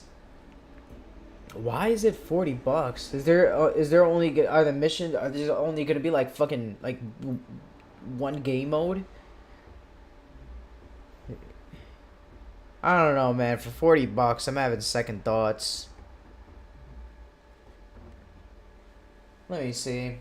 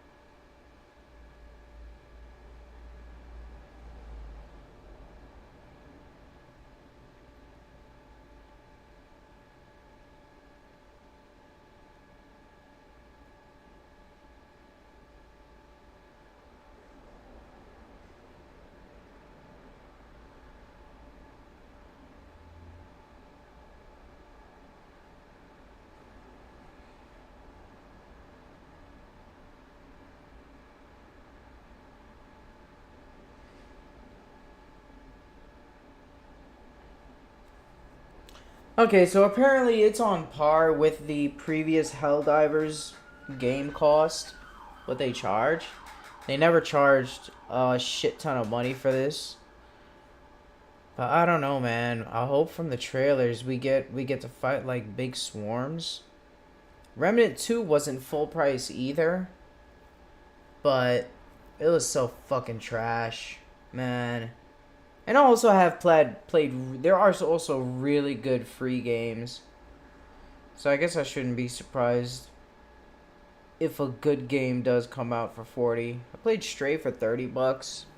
That was really good.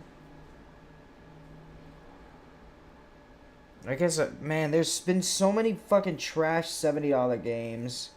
Dead Island 2, Gotham Knights, fucking Starfield. Starfield, it wasn't... Yeah, it kind of fucking sucked. That game is ass. I don't even wish it was on PlayStation now. At first I wasn't interested, but the more and more gameplay I see from that game, it's just so fucking sad. There's so many loading screens. I get frustrated just thinking about it. Man, what a dog. What a piece of shit game.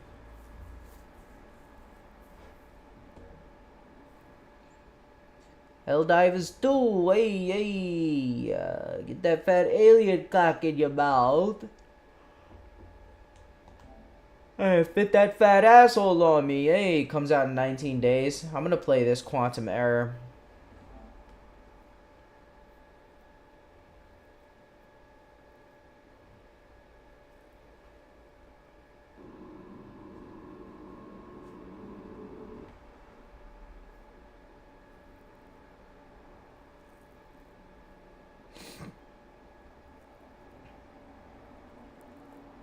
Load, man.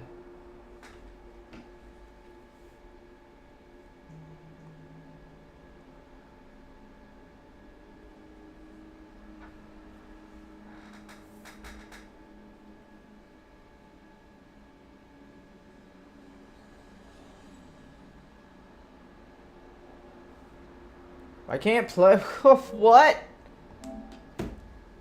Trying to watch some gameplay here, Sony. Come on. And they want their fucking cloud service to work? Look at this shit.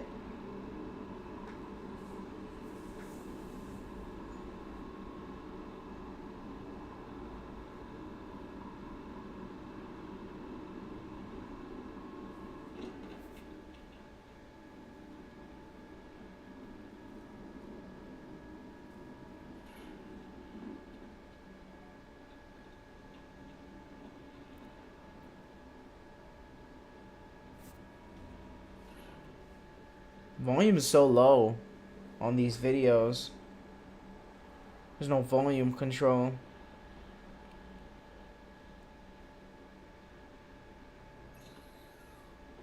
Here to put out some fires. And fuck your wife.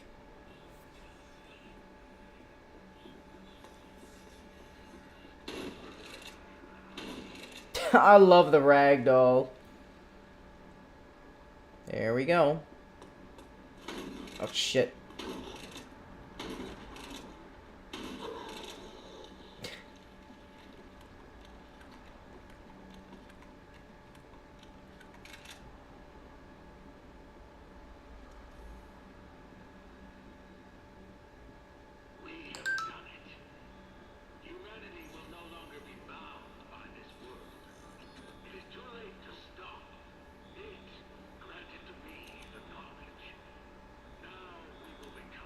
Ah.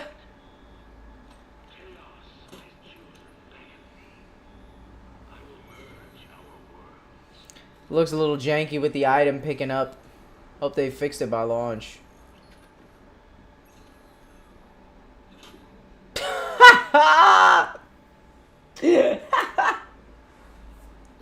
What the fuck was that?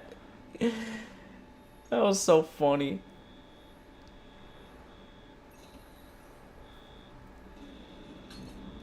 Smack a ball again. Where the ball's at. Shoot that shit.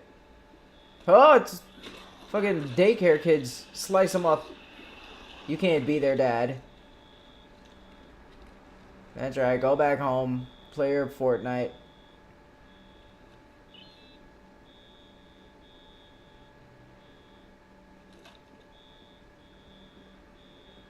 Got a fucking assault rifle here.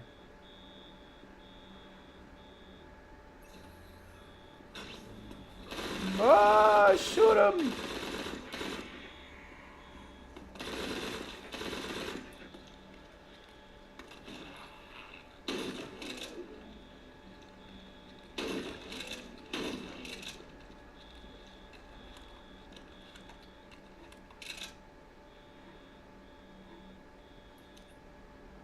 Go check the top and the bottom shelf.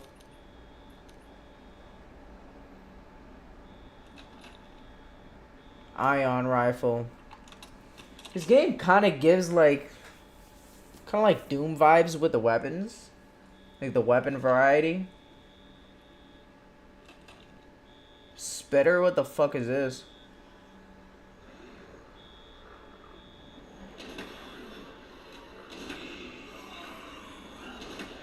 What the fuck?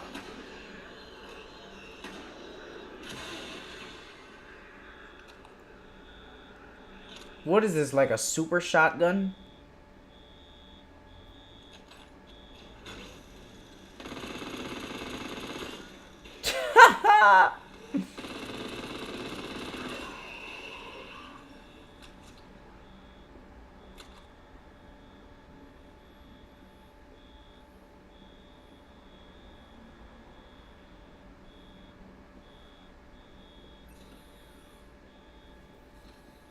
Oh, put out the fire. That's what we're here for. Do your fireman shit. Piss on the flames. Shit on them. Smear shit on the walls to prevent future fires. It's an old fireman secret. They teach you back at the academy back in the 80s. They don't teach you that nowadays. Where are the real men? When men used to be men. We were free to smear shit on the walls wherever we want. It's how we mark our property. Let's smear some shit on these walls and make sure these guys don't come back. We'll bring the shoddy.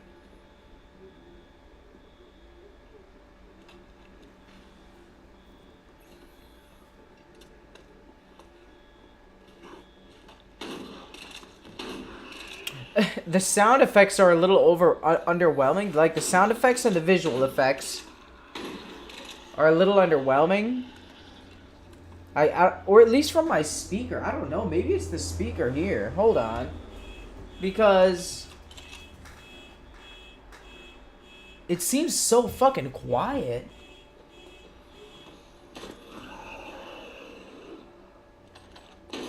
Yeah, I think it's just the PlayStation Video. I can't hear shit. There's like barely any sound effects. Sort by best selling, so automatically Jujutsu Kaisen is the worst selling game right now. Prince of Persia, this fucking piece of shit fucking game. Prince of Persia. Give it up. Who made this? Ubisoft? Yeah, Ubisoft. Did they make Assassin's Creed? Are they making Assassin's Creed right now? Are they trying to fucking monopolize the whole parkour? The whole Middle Eastern parkour thing? Overpass. Nutbusters.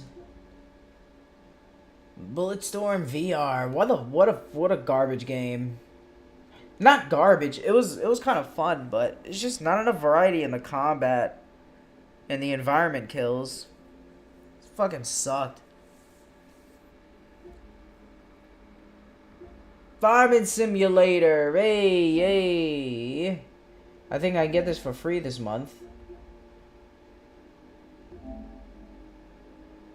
Yeah.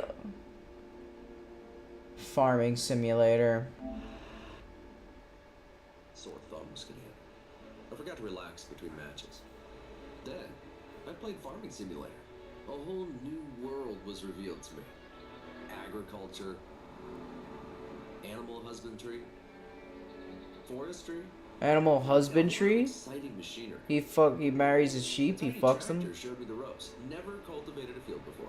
What the fuck was that? Like battle trucks? Forestry, and a lot of exciting machinery. What the fuck are these? It's like twisted metal ready for battle. Just strap some. They have like cannons on them. A tiny tractor showed me the What ropes. the Never fuck? Cultivated a field before. And oh boy, let me tell you about spraying a field with the double application rate and dynamic. Oh, feels so good. That's something else. That's so Instead good. of positive match statistics, I suddenly was obsessed with maximizing yield, buying big tractors, extending my farm. Even got help from my friends, and we built a massive operation together. There were challenges though, rain messing with my crops, snow slowing me down.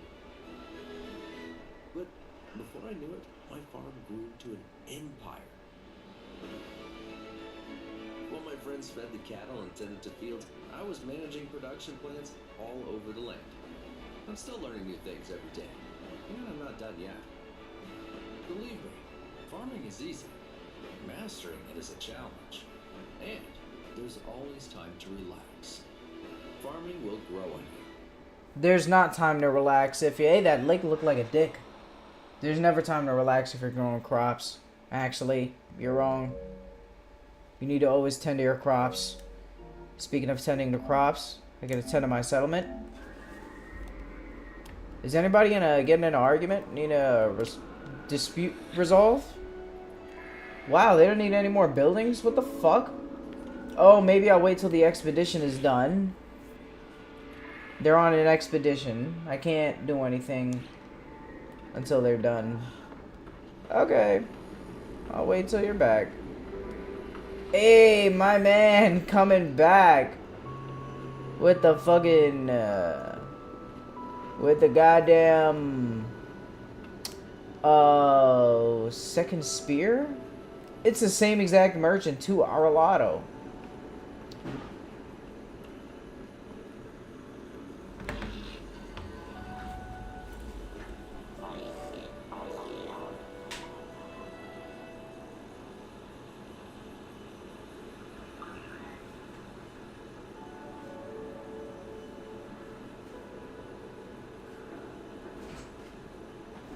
Man, there's always some weird ass sounds going on. Fuck that shit, bruh.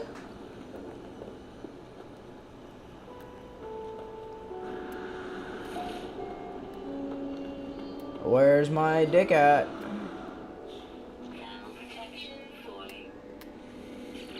Oh, that's right, I gotta wait for the... Okay. Oh, I gotta defrost meat. I forgot to defrost my steak. Fuck me. Oh.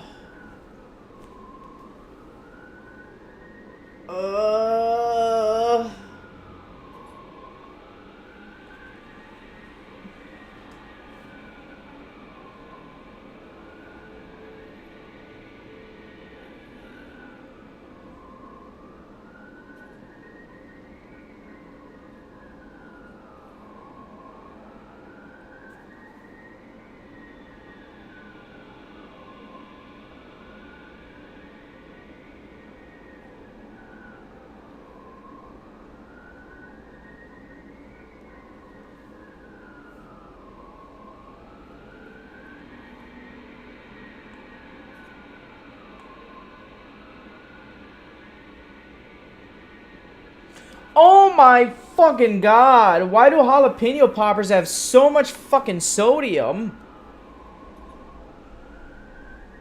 What the fuck is that? What are they putting in this shit? What the fuck? What is this, like, fucking pre-frozen bullshit? Fucking Wiener Schnitzel, home of the goddamn natural beef hot dog, is putting out the most processed jalapeno poppers in the country. What the fuck is that? Man, I also want some good jalapeno poppers. I don't want the fucking fat, full jalapeno popper either. I just want the jalapeno popper with the cheese and the tiny little chopped up bits of the jalapeno. I don't want the whole fucking jalapeno.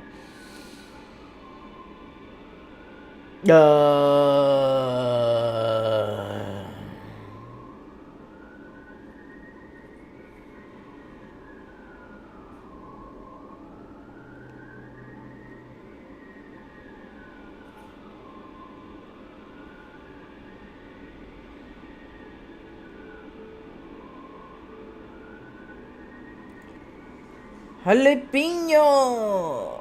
Jalapeno poppers! Jalapeno poppers! Jalapeno poppers! Jalapeno poppers! McDonald's? Fuck no!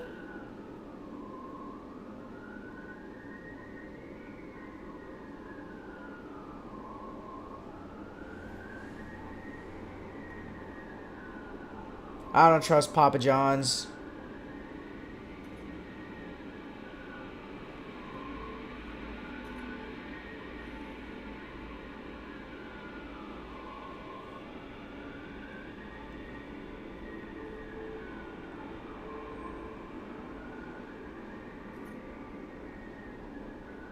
Uh, 920 grams of sodium? Where are all you people getting your jalapeno poppers? Holy shit. Do any of you actually cook them, or is it just all fucking pre-frozen shit meant to last like 5 years before you actually cook it? Oh my god, this is a travesty. There's no natty jalapeno poppers. Fake natty. Everyone's fake natty. No one gives a fuck about jalapeno poppers. At least the ones with the tiny chopped up bits. Let me hit this weed real quick.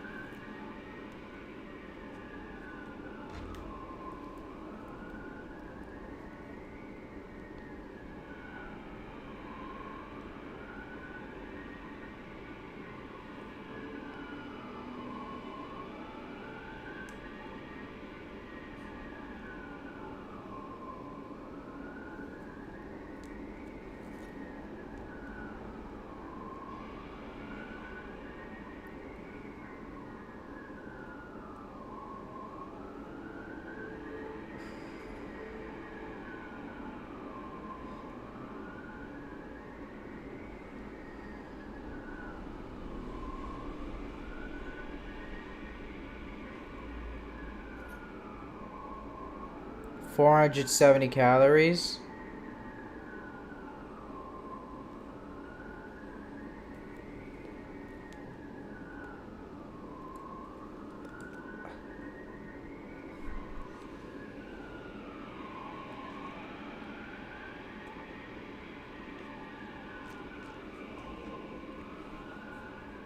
More information. Show me all the information, all the nutrition facts about this shit.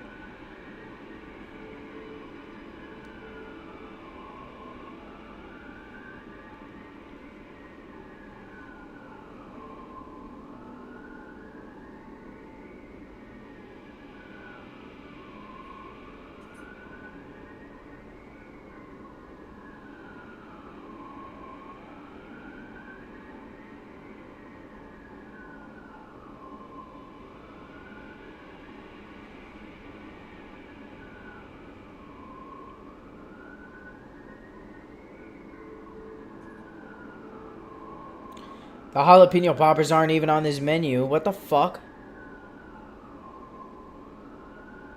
They don't have the facts up for the menu. Where's the facts?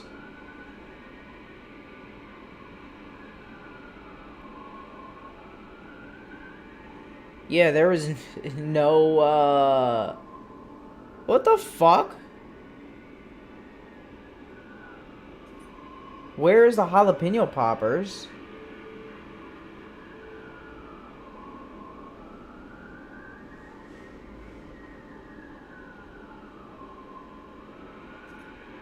They don't have it. It's supposed to be in the sides. It's not anywhere else. Man, fuck Carl's Jr. No wonder you only show the calories. If I was to actually look up the nutrition facts, I would be fucking horrified.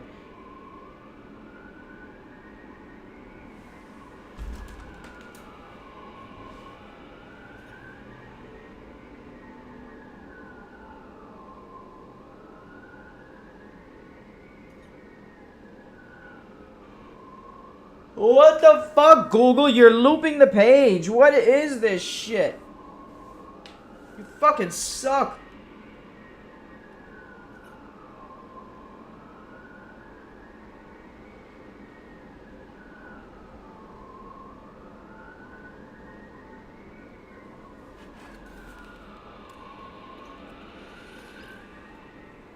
Bro, why the fuck did you go in the chair? I was standing right in front of the goddamn computer. Use.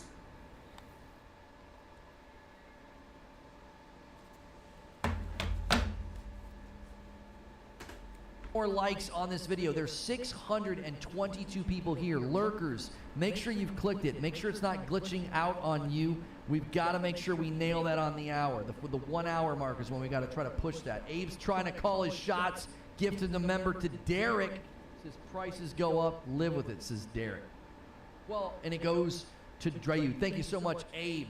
Abe sets up a nice layup, though. A nice. Look at that. Look at that. 40 out of 50. You the man, Abe. That's an easy one. That's a 10 bomb. Prices go up. Deal with it. Well, Come so fry rice. During the show open, I said, I'm sorry, that's rude. Listen, Fortnite skins are commonly criticized. Let's for see the being come too fry expensive. rice. Commonly. $20, $25 for a skin? Yeah. That's too expensive. Says who? What do you mean? What's too expensive? What too expensive? More expensive? Not it should be cheaper? Why? According to who?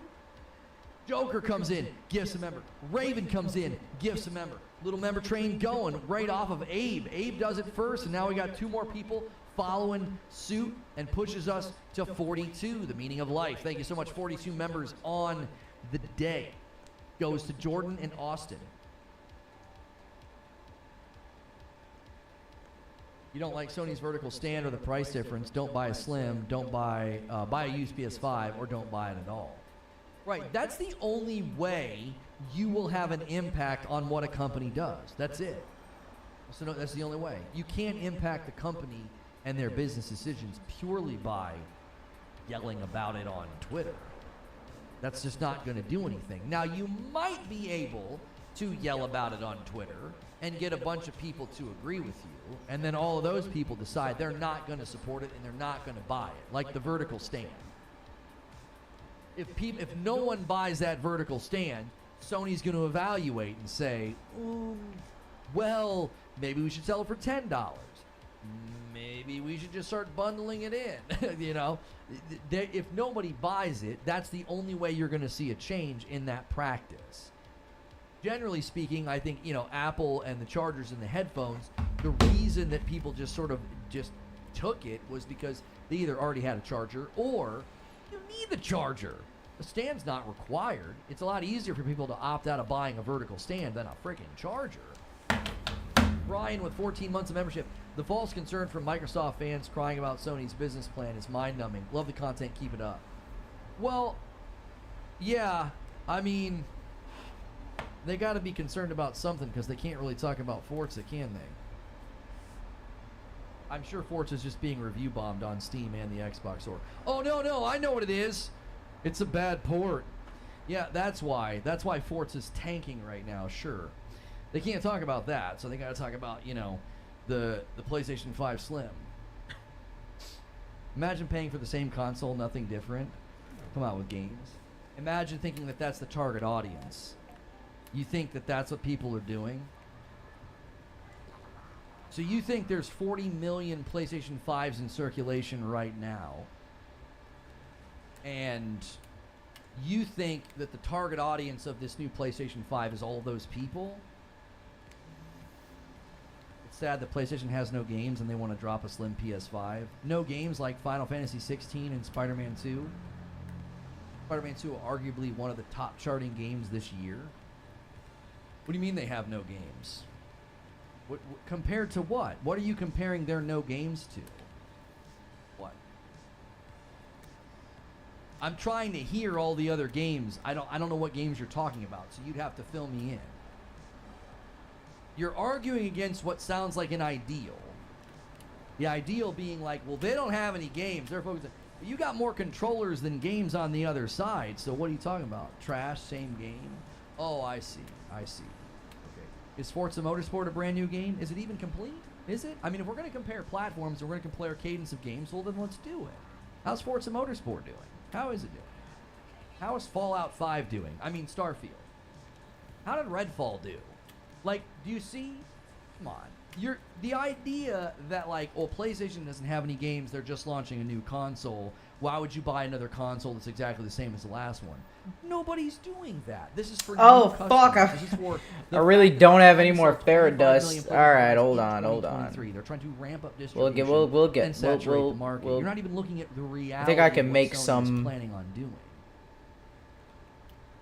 And it's always the same, right? It's a claim that, like, PlayStation has no games, and you list all the games, and what do? Those are movie games. Those games are lame. They do commercially incredibly well. They're critically acclaimed, and they win awards. What else do you have to say? What?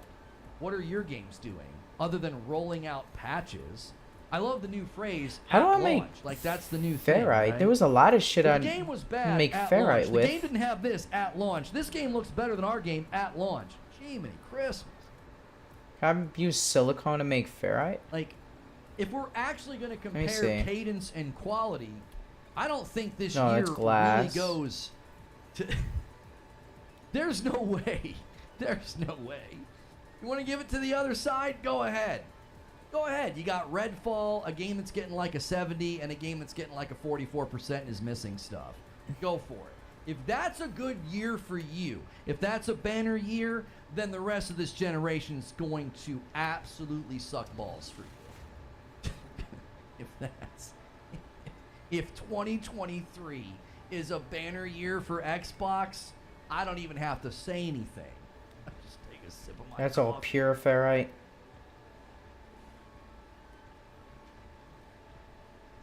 Y'all get so little for so long that you think this year is a victory lap. Like, okay. What is what? So he said something bad about PlayStation. What happened? The defense is what about Xbox? No, he said something that is unsubstantiated about PlayStation. He said you get no games. I said, what are you talking about?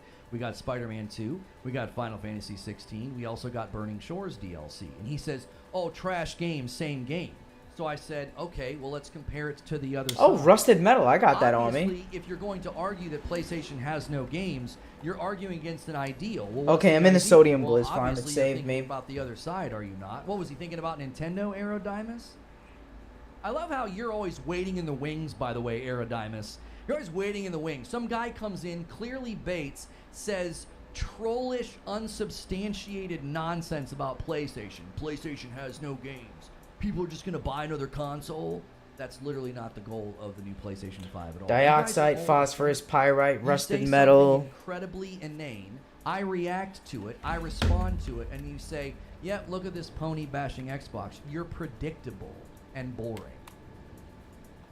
You're predictable and boring. You do the same thing every time I do a stream. I didn't cover Starfield for 20 days. Finally cover Starfield, and folks like you come out of the woodwork with your stupid little side jabs and side comments because you're predictable and sad. Personal refiner, That's all. perfect. You I gotta have to feed- make you some gotta new feed shit. Salt shakers. I'm gonna make a They landing can't make pad. content Starship's on their fucking own, annoying so me you sitting gotta over do here. their work for 'em.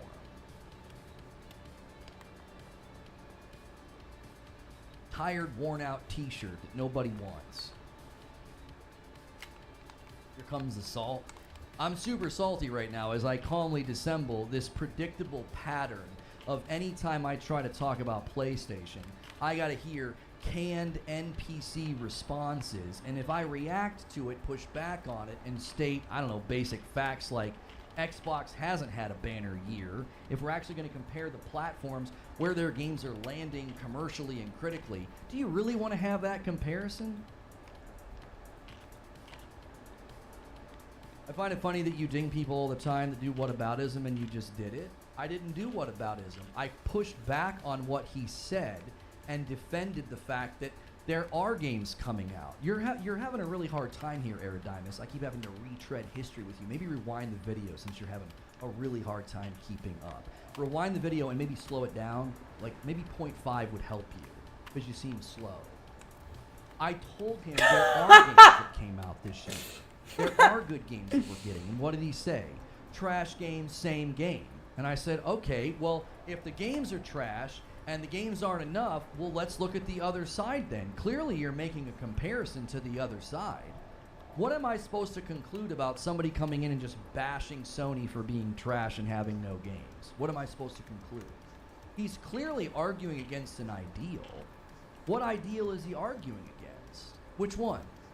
Which ideal? If he doesn't like PlayStation and he thinks they don't have enough games and they're trash, I mean, why even come to a PlayStation stream? You have to assume that this guy thinks Xbox is better. I think that's a fair assumption. It's not any different when somebody says things about Xbox. Typically, when someone starts criticizing Xbox for having no games or not having quality games, it's typically a Sony fan, right? It wasn't even whataboutism. It's like, if you're going to claim that this cadence of games is bad, let's look at the other cadence of games this year. Who's doing it better? I think that's fair. It's not whataboutism. It's called compare and contrast. Do you know what that is? Maybe in the time that you're rewatching my video at 0.5, you could go to dictionary.com. You'll have enough time in between me sounding like I'm talking really slow. Go to dictionary.com. Compare and contrast is completely fair. If you're going to say that the cadence of games over here isn't as good, well, is the cadence of games and the quality of games better over here? Let's do a compare and let's do a contrast. Let's do it. Who has more games? Who has better games this year? Perfect. That's all. And I'm running out of carbon too. That's I all gotta I'm stop saying. using all my shit. Maybe he's a Nintendo fan? I mean, listen. Nintendo wins this year, honestly. Well, no, Mario RPG's not coming out, neither is that Peach game. Nintendo got Zelda and Mario Wonder. They got two. Was there another one this year that was really big for Nintendo? Pikachu, Detective Pikachu was probably pretty big. They probably have had the better cadence of first-party games this year. Honestly, Nintendo probably wins if we really want to be honest about it. I saw your DM. JW with 5 gifted memberships. Thank you so much. Listen, I'll be honest. The people that come here and want to clip snipe, it doesn't matter how careful I am. It doesn't matter how much I ignore their obvious baits. I had the most carefully constructed stream I could possibly do yesterday, and they still did it. So it's like it doesn't really matter, guys. It doesn't matter how careful I am, how diplomatic I am. It doesn't matter how kind I am. They're going to do it no matter what because they're pathetic. Like, pathetic people are going to be pathetic. They can't help themselves. I They love live this on the little bottom of path the that I chute, made for so they're myself. just going to constantly lick the crap at the bottom. I gotta even it Can't out a little stop bit. what Hold you do. on. JW, thank you for the 5 spot. Can't ignore it. You can't ignore somebody when they come in here. Yeah, with I'll clean with it a up. badge, I'll clean and they're it a up. purple badge. A little And they're gonna be uneven talking for my nonsense. liking. If you compare PlayStation 2022 to 2023, PlayStation's going to release a first-party AAA game this year. They haven't released a roadmap. Okay. Is that a problem? Why is that a problem for PlayStation? Walk me down through that, Eridimus. Why does PlayStation need to do those things? Why? I've gotten PSVR 2 games. I've gotten a PSVR 2. I got Burning Shores DLC. I got Final Fantasy 16. I got Spider-Man on the way. That's a pretty good year in my book. Weaker year than last year? Sure. But that's a pretty good year in my book. What's the problem with the AAA game launching later in the year? Again, if I'm comparing to another platform, even Nintendo up to now did Zelda. And then Detective Pikachu, I guess you could consider that like quasi first party because they own like 33% of Pokemon or whatever. But then Mario Wonder's gonna come. So even Nintendo's not sitting here cranking out a first party AAA like every quarter. Even Nintendo's not doing that. So I'm not sure what the issue is. Why are we holding them to this standard? Where's the roadmap from Nintendo? Where's the roadmap from Xbox? Do they have roadmaps right now? Where are these roadmaps that you're expecting from Sony? Why is Sony expected to pump out AAA games at a cadence that we're not seeing even from Nintendo? Why are we expecting a AAA cadence from Sony that do you really think Xbox has done that this year? This isn't whataboutism. What I'm saying is look at the industry. Why is your expectation for PlayStation's AAA cadence to be greater than anybody else? Why? Have you gotten that AAA cadence from Xbox? I don't think you have. Because you can't count Redfall. It's trash. You can't count Forza Motorsport. It's clearly not ready, and it's scoring terribly. So you got Starfield. Congratulations. That's one. After last year, what an amazing year you're having. And Sony is held to this standard. It's like, well, where's their AAA games? What are you talking about? Burning Shores was a substantial, awesome DLC for one of their first-party titles. They had a first-party PSVR 2 title drop in Call of the Mountain. They had basically, in essence, a first-party title with Final Fantasy 16, and now they got Spider-Man 2 on the horizon. Why are you holding them to a standard that no other platform's hitting? Shouldn't we hold the market leader to a higher standard? Why? Why? Like, compare all the platforms. Do it. You call it whataboutism. No, I got approached from somebody with an ideal. Where's that ideal coming from? Who in the market is setting the standard that you think that's what they should be doing? Oh, now the comeback is, well, yeah, sure, Microsoft's not doing it. Well, Nintendo is amazing. Look at Nintendo's dominance. Is Nintendo cranking out some big AAA first-party title every quarter?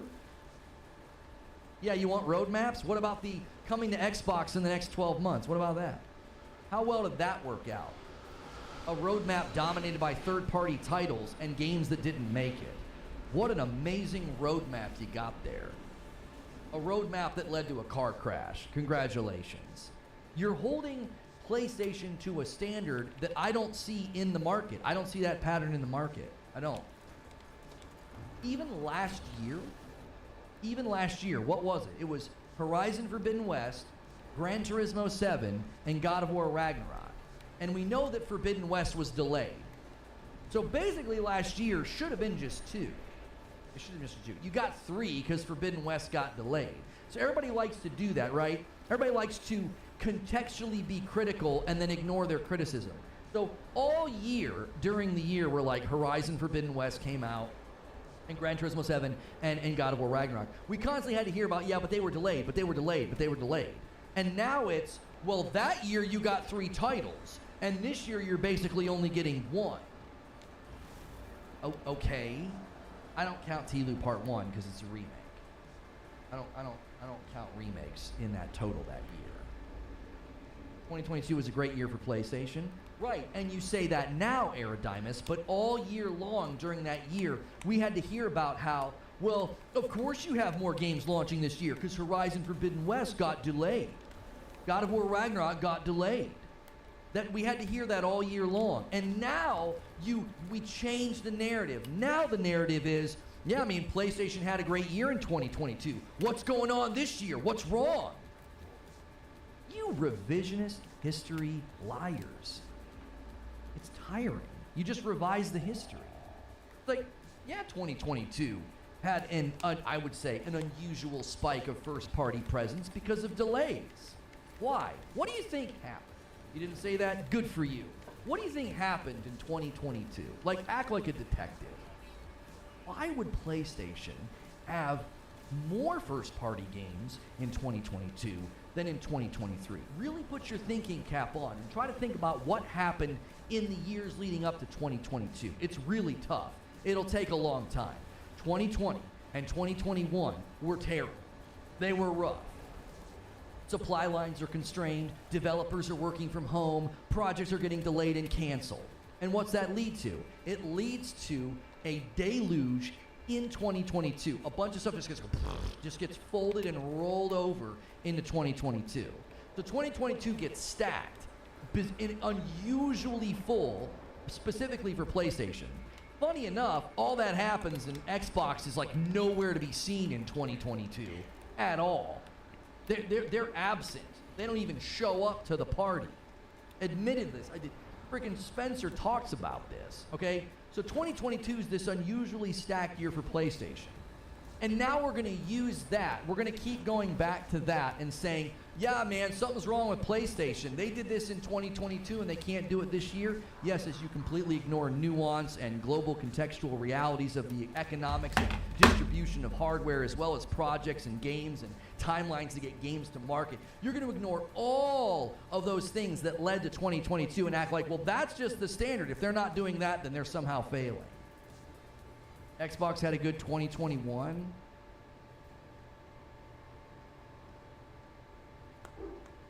Okay. I don't feel like debating that. I don't agree.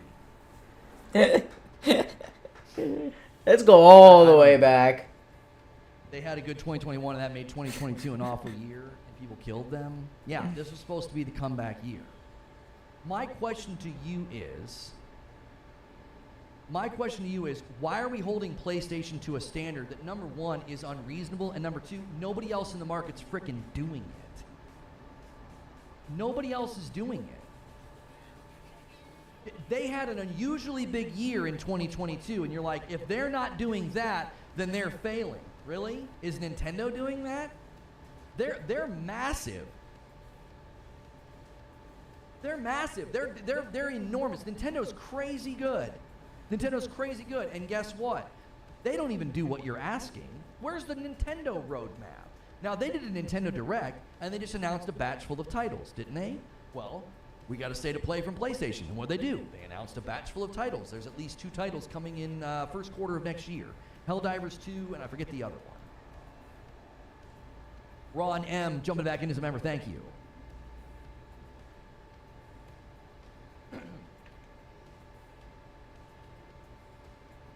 Xbox can't even push the standard they set for themselves. Thank you. Xbox isn't even maintaining their own standards. What did Phil Spencer say?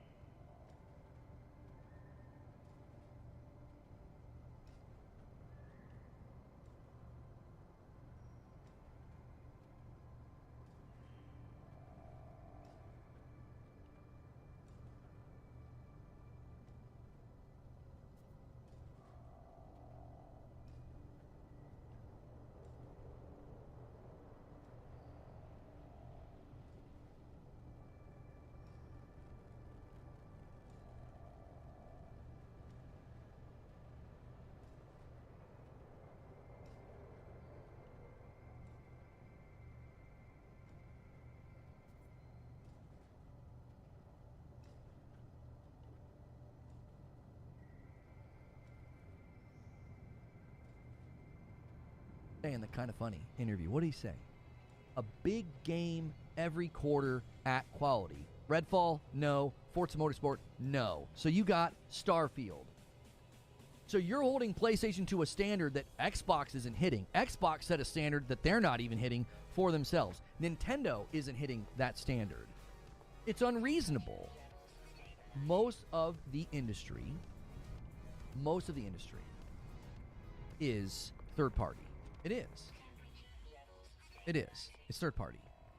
And first party sort of marketing punctuates those rhythms in sort of a marketing way.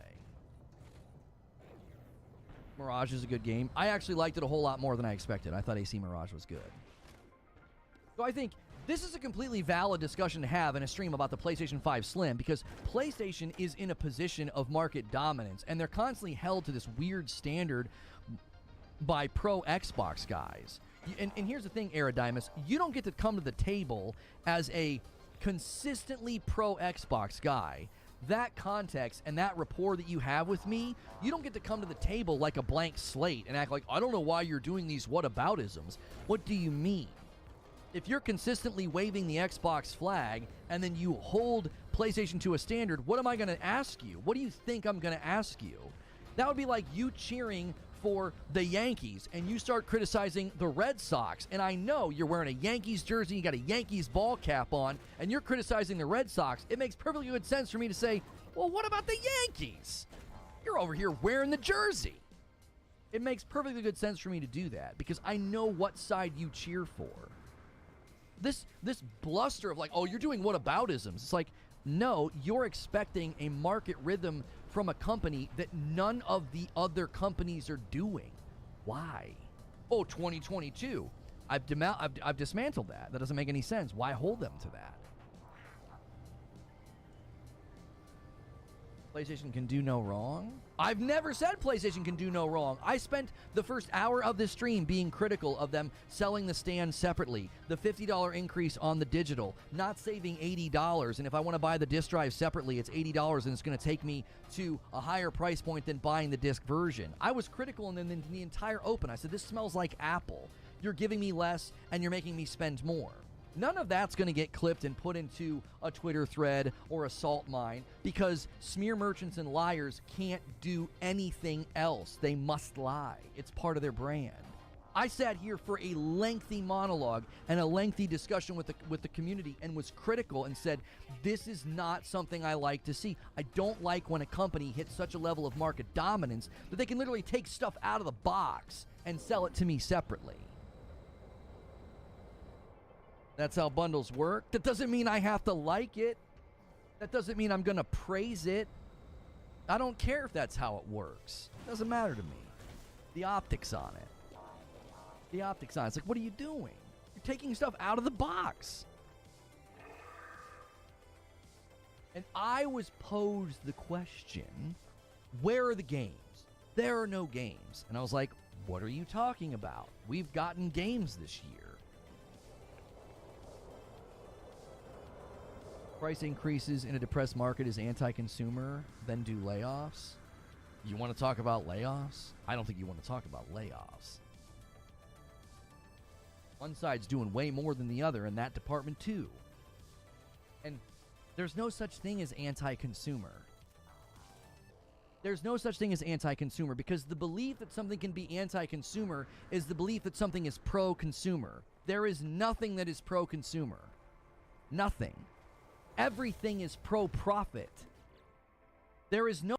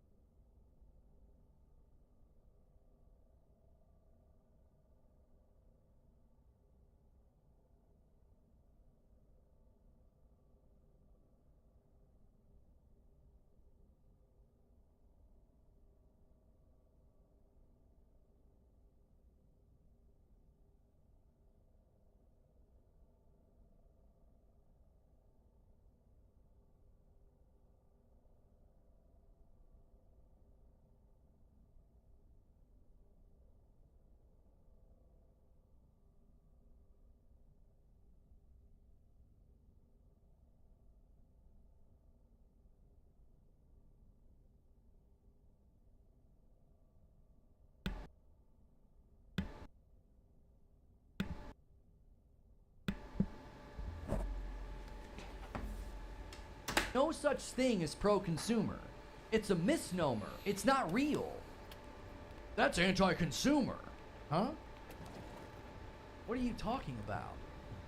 Raising prices in a depressed market is anti-consumer. You understand that raising prices is typically dictated by market demand as well as market research, and they know that the market will bear it. Meaning your theory that the market is depressed and that they are being anti-consumer is unfounded. That's not a thing right now. That's not a thing. Oh, market's depressed. Let's raise the prices. They're looking at the market and they're like, yeah, we can do this. Market will bear it. The demand for our product is incredibly high. The demand for our product is through the freaking roof. Cristiano Souza with a gifted member. Thank you so much. Pushing us a little bit closer to 50. Think of it a gifted.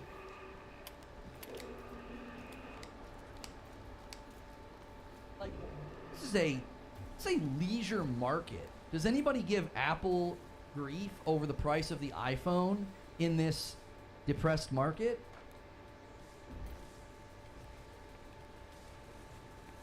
Is it a problem that they charge a lot of money for their stuff? They raise the price? People honestly out here thinking that gaming companies do pro bono work, or that we've got somebody out there making video games as a not-profit company. I'll tell you what's going on. There is a narrative that has grown. Cristiano Souza with another gifted member. He's going to walk it all the way to 50 on his own. There is a growing narrative, and this is largely driven by, there are content creators that drive this narrative because they basically capitalize on, another gifted member. Thank you so much, Cristiano Souza. They basically capitalize on the anger and the emotions of the public. Okay? That's what they're doing.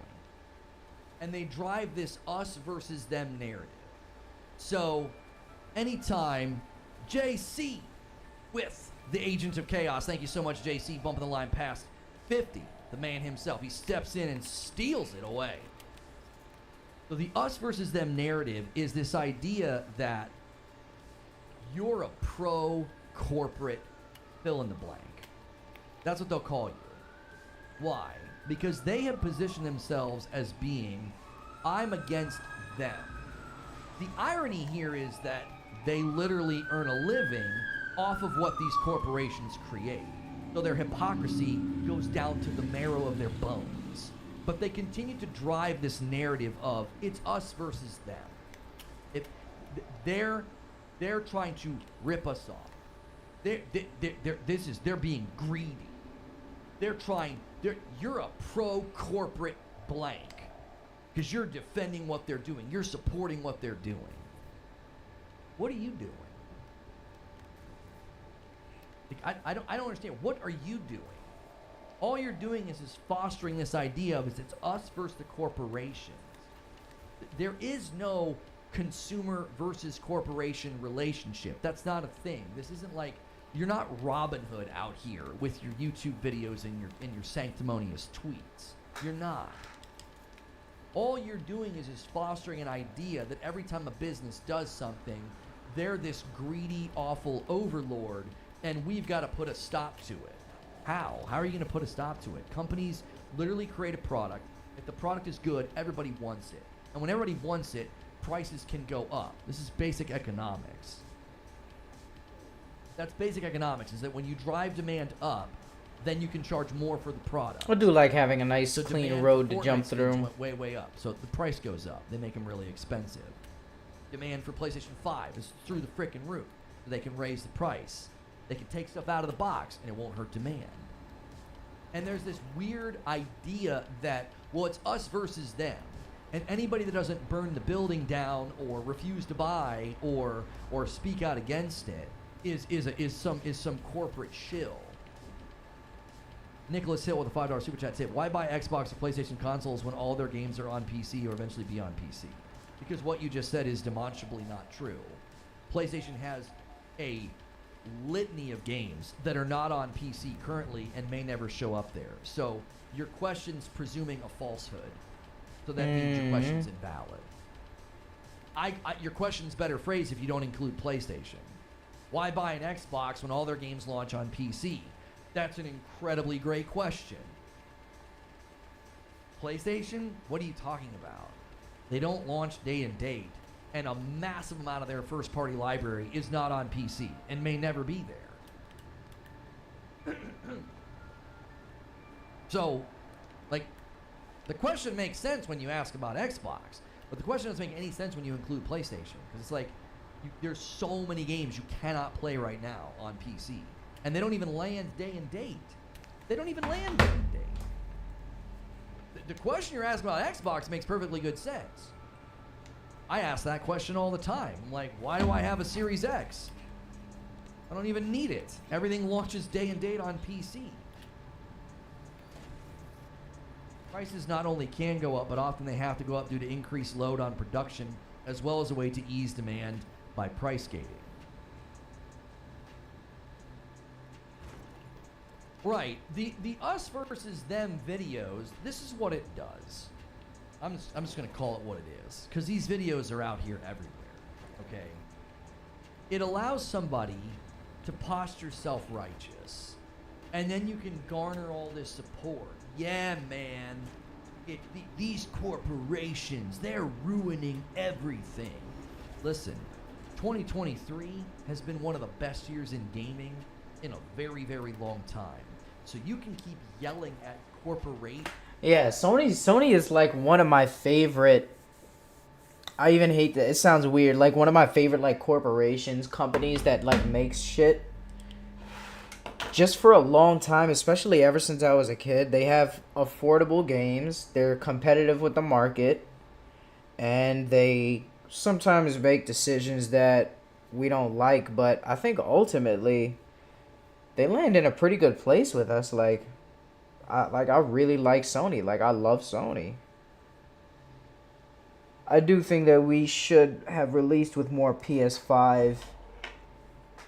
I do think we could have released with more PS5 exclusives. Like, a lot, but I mean, like, new technology, shit's always changing, and it's hard to prepare next-gen shit for technology that probably not a lot of developer studios could, like, I don't know, like, afford to, like, learn about. Because, I don't know, there's a lot of, like, games that are releasing that are calling themselves next-gen, but they're not actually using the next-gen features properly. Or they're, like, not actually next-gen games. I don't know what the fuck I'm talking about.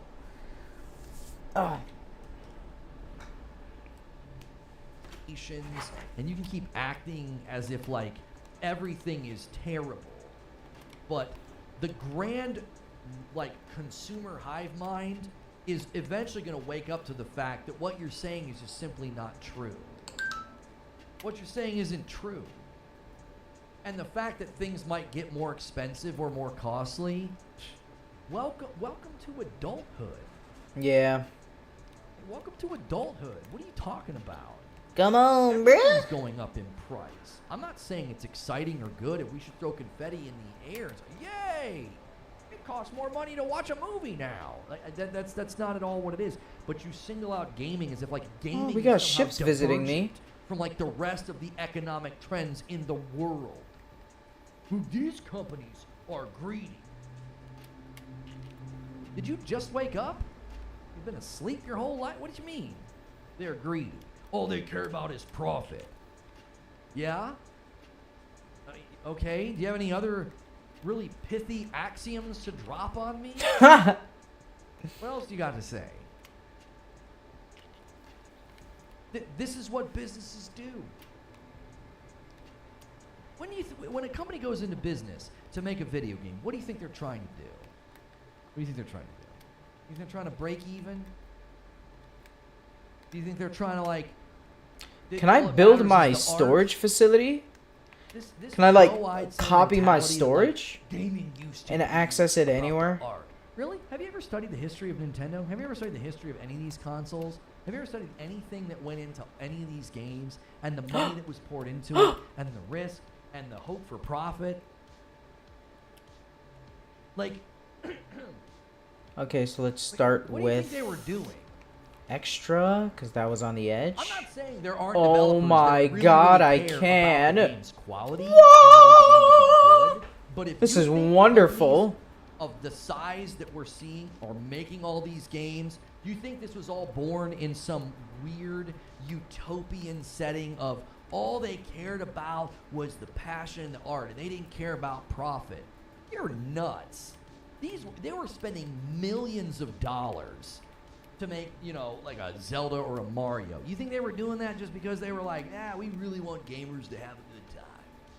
They were trying to make money. They were trying to make money. It's always been about money.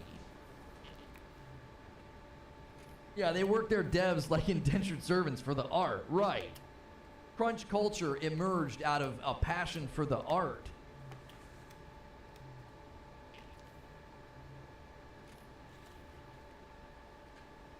Gaming is a safe haven We for had people mods. that are likely being more sensitive when any aspect of it looks like it's becoming prohibitive.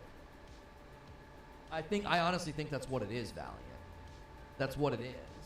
Like, gaming is all about escapism, and all of a sudden, there are cracks in the surface, and people are realizing that, like, gaming is a billion-dollar industry.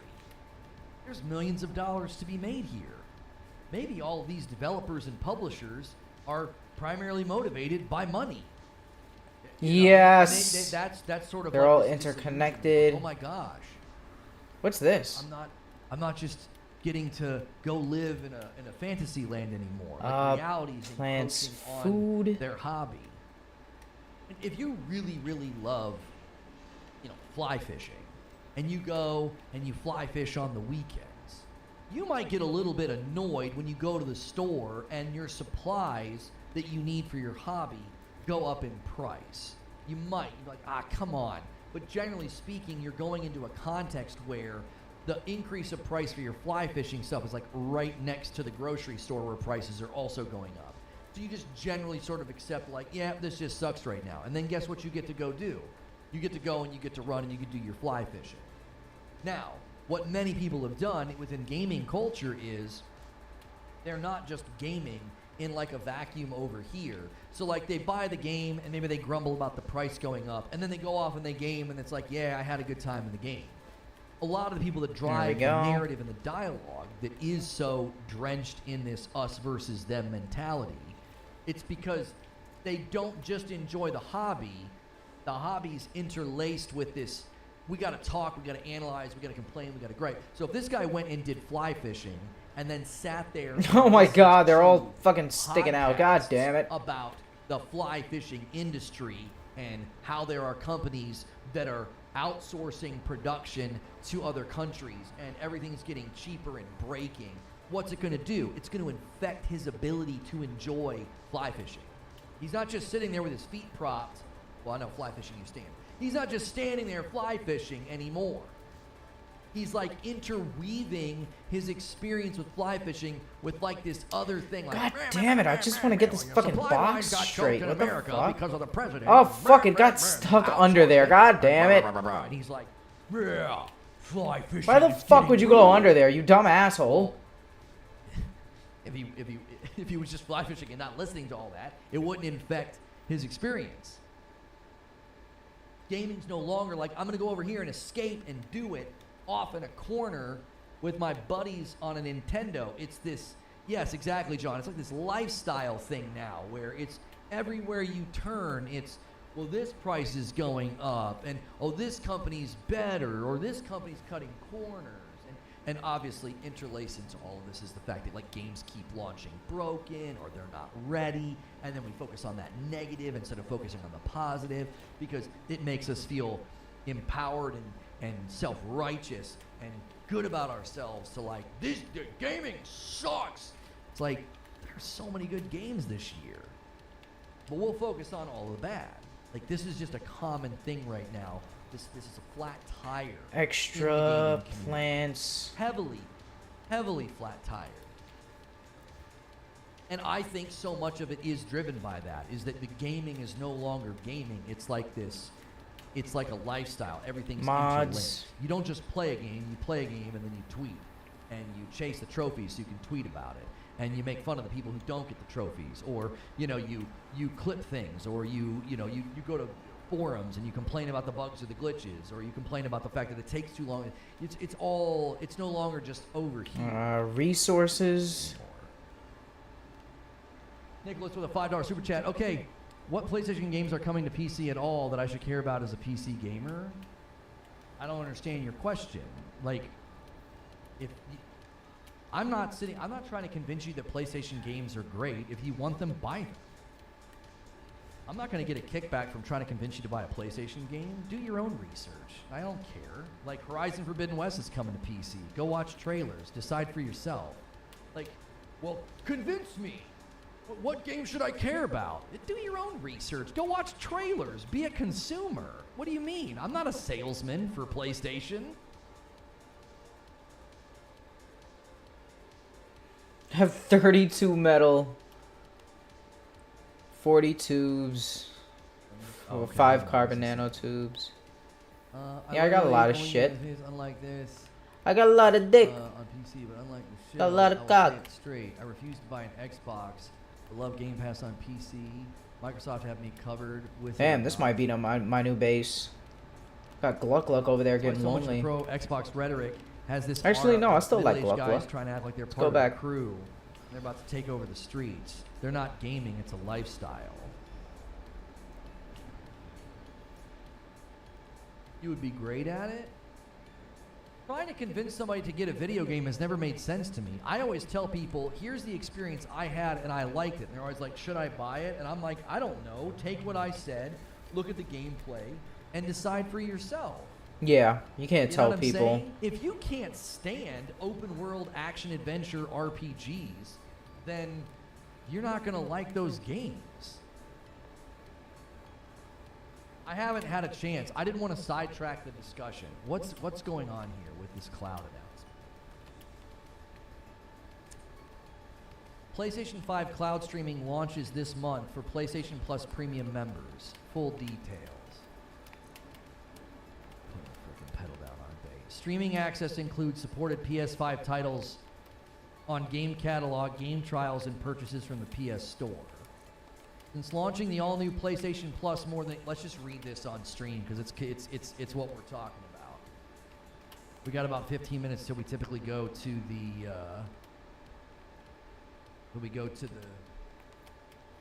the premiere anyway. I got a premiere today. I'm unboxing the Meta 3.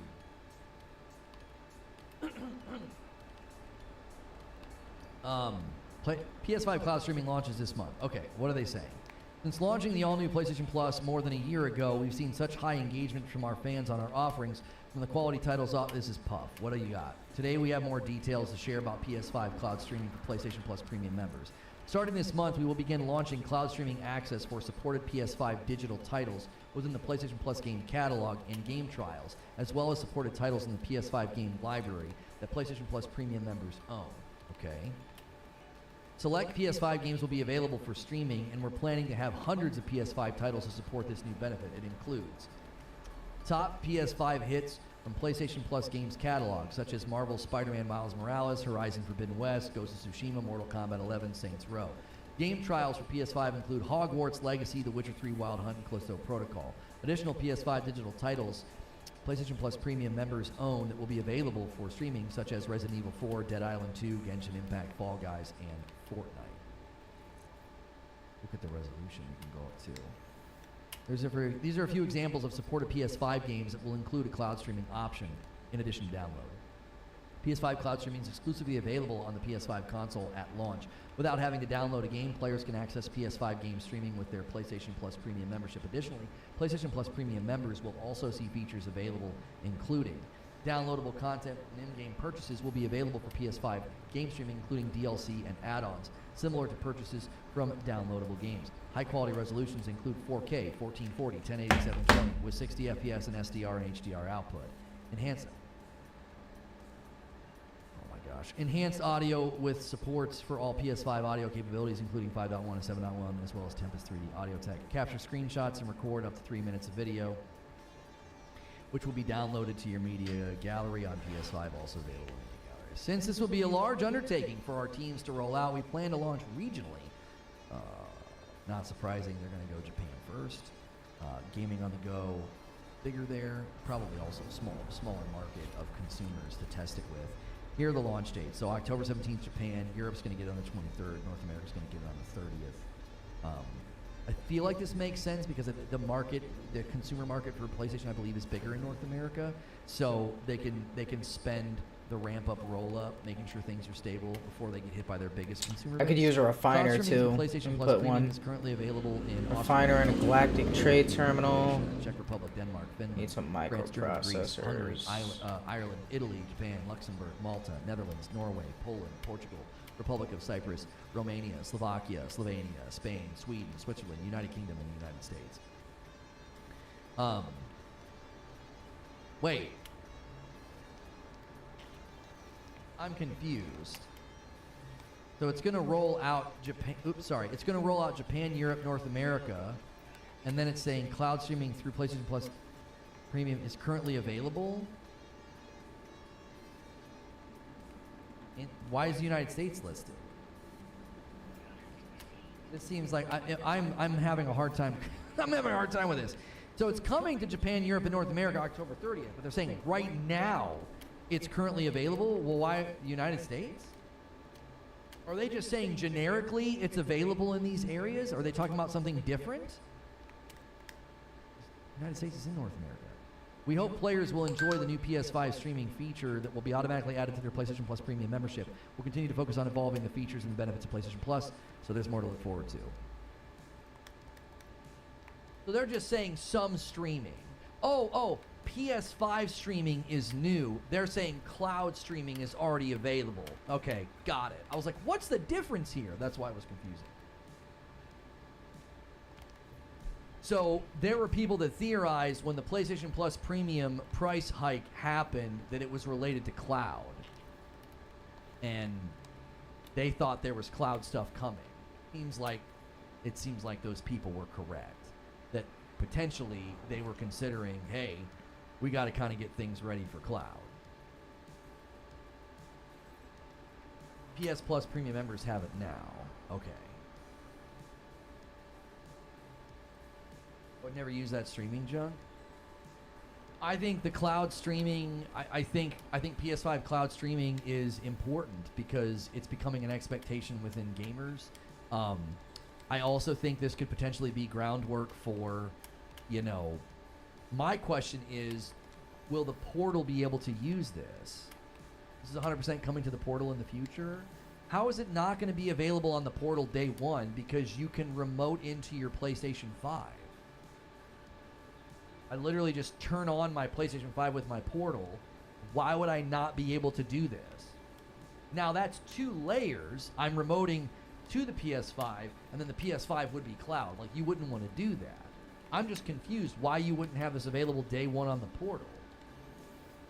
The Portal uses Wi-Fi to connect remotely to your PlayStation 5.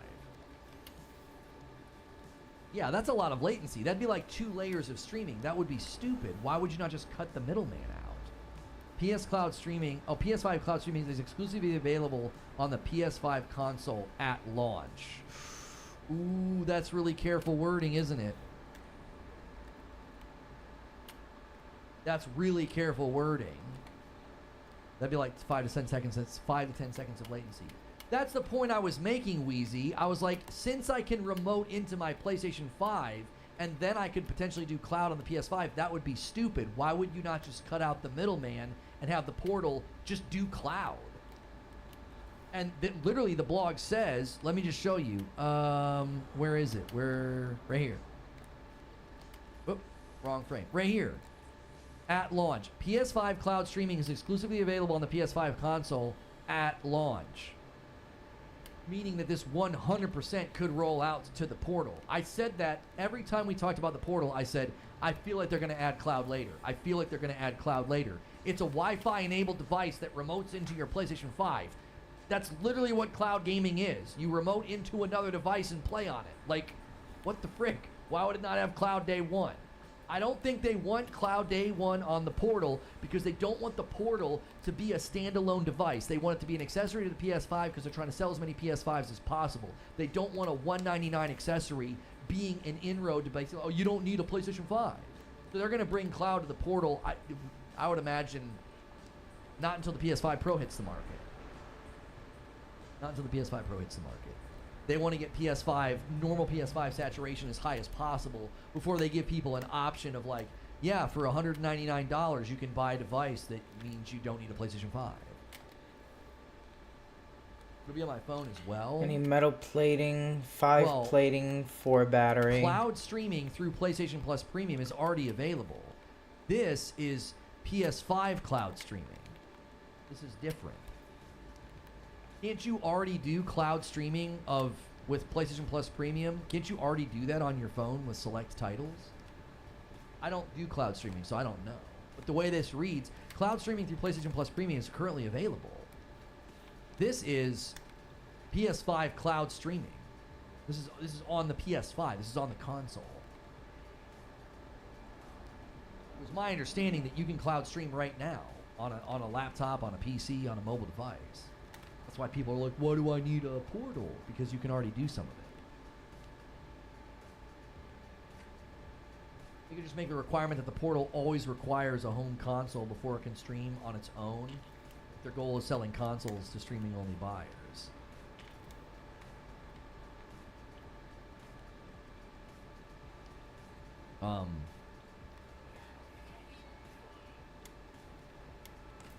Let's see here. My referral link.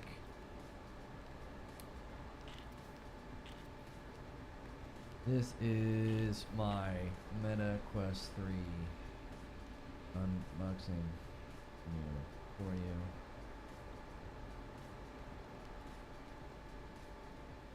Ah! My Meta Quest 3.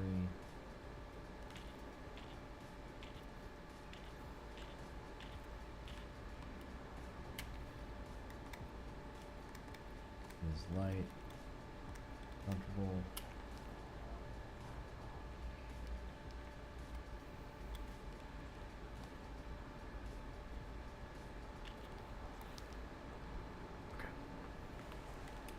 Can you use an Apple Watch without an iPhone? I actually don't know the answer to that question. Can you just get an Apple Watch and just use it without a... Wouldn't there just be features you can't use? Can't you just use the Apple Watch? I actually don't know the answer to that question because I've never gotten one. My wife has one, but she obviously has it synced with her iPhone. I stream on PS5 right now. It actually works a lot better than I thought. If you have premium, the portal will have all the PS5. Oh, what the fuck? Cargo supplies spawned at my base. Parasito says yes, Nice. you can. Louis says yes. You just wouldn't have all the same features, right? You just couldn't get like your little message pings and stuff on the Nice. device. Welcome on into the land here, guys. Enjoy yourself. It's looking good. Looking good. I have an idea about this. Oh, but then I can't do a redirect if I do that. We can wait. I'm gonna schedule this for... Yeah, I'm gonna schedule this for 12:15. We're too close to 12 right now. I don't want to rush.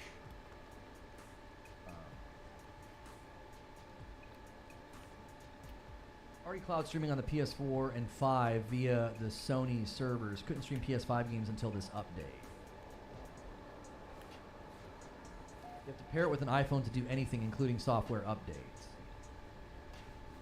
Are you Yankees or Red Sox fans? Forgot to ask.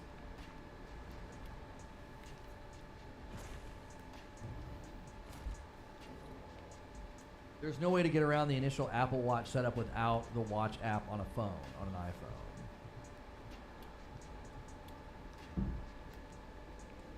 I took care of it, Wheezy. It just takes a second. YouTube's kind of slow. So like I clicked and the guy that was like spamming, I clicked and did it, and it just always takes a second to do it.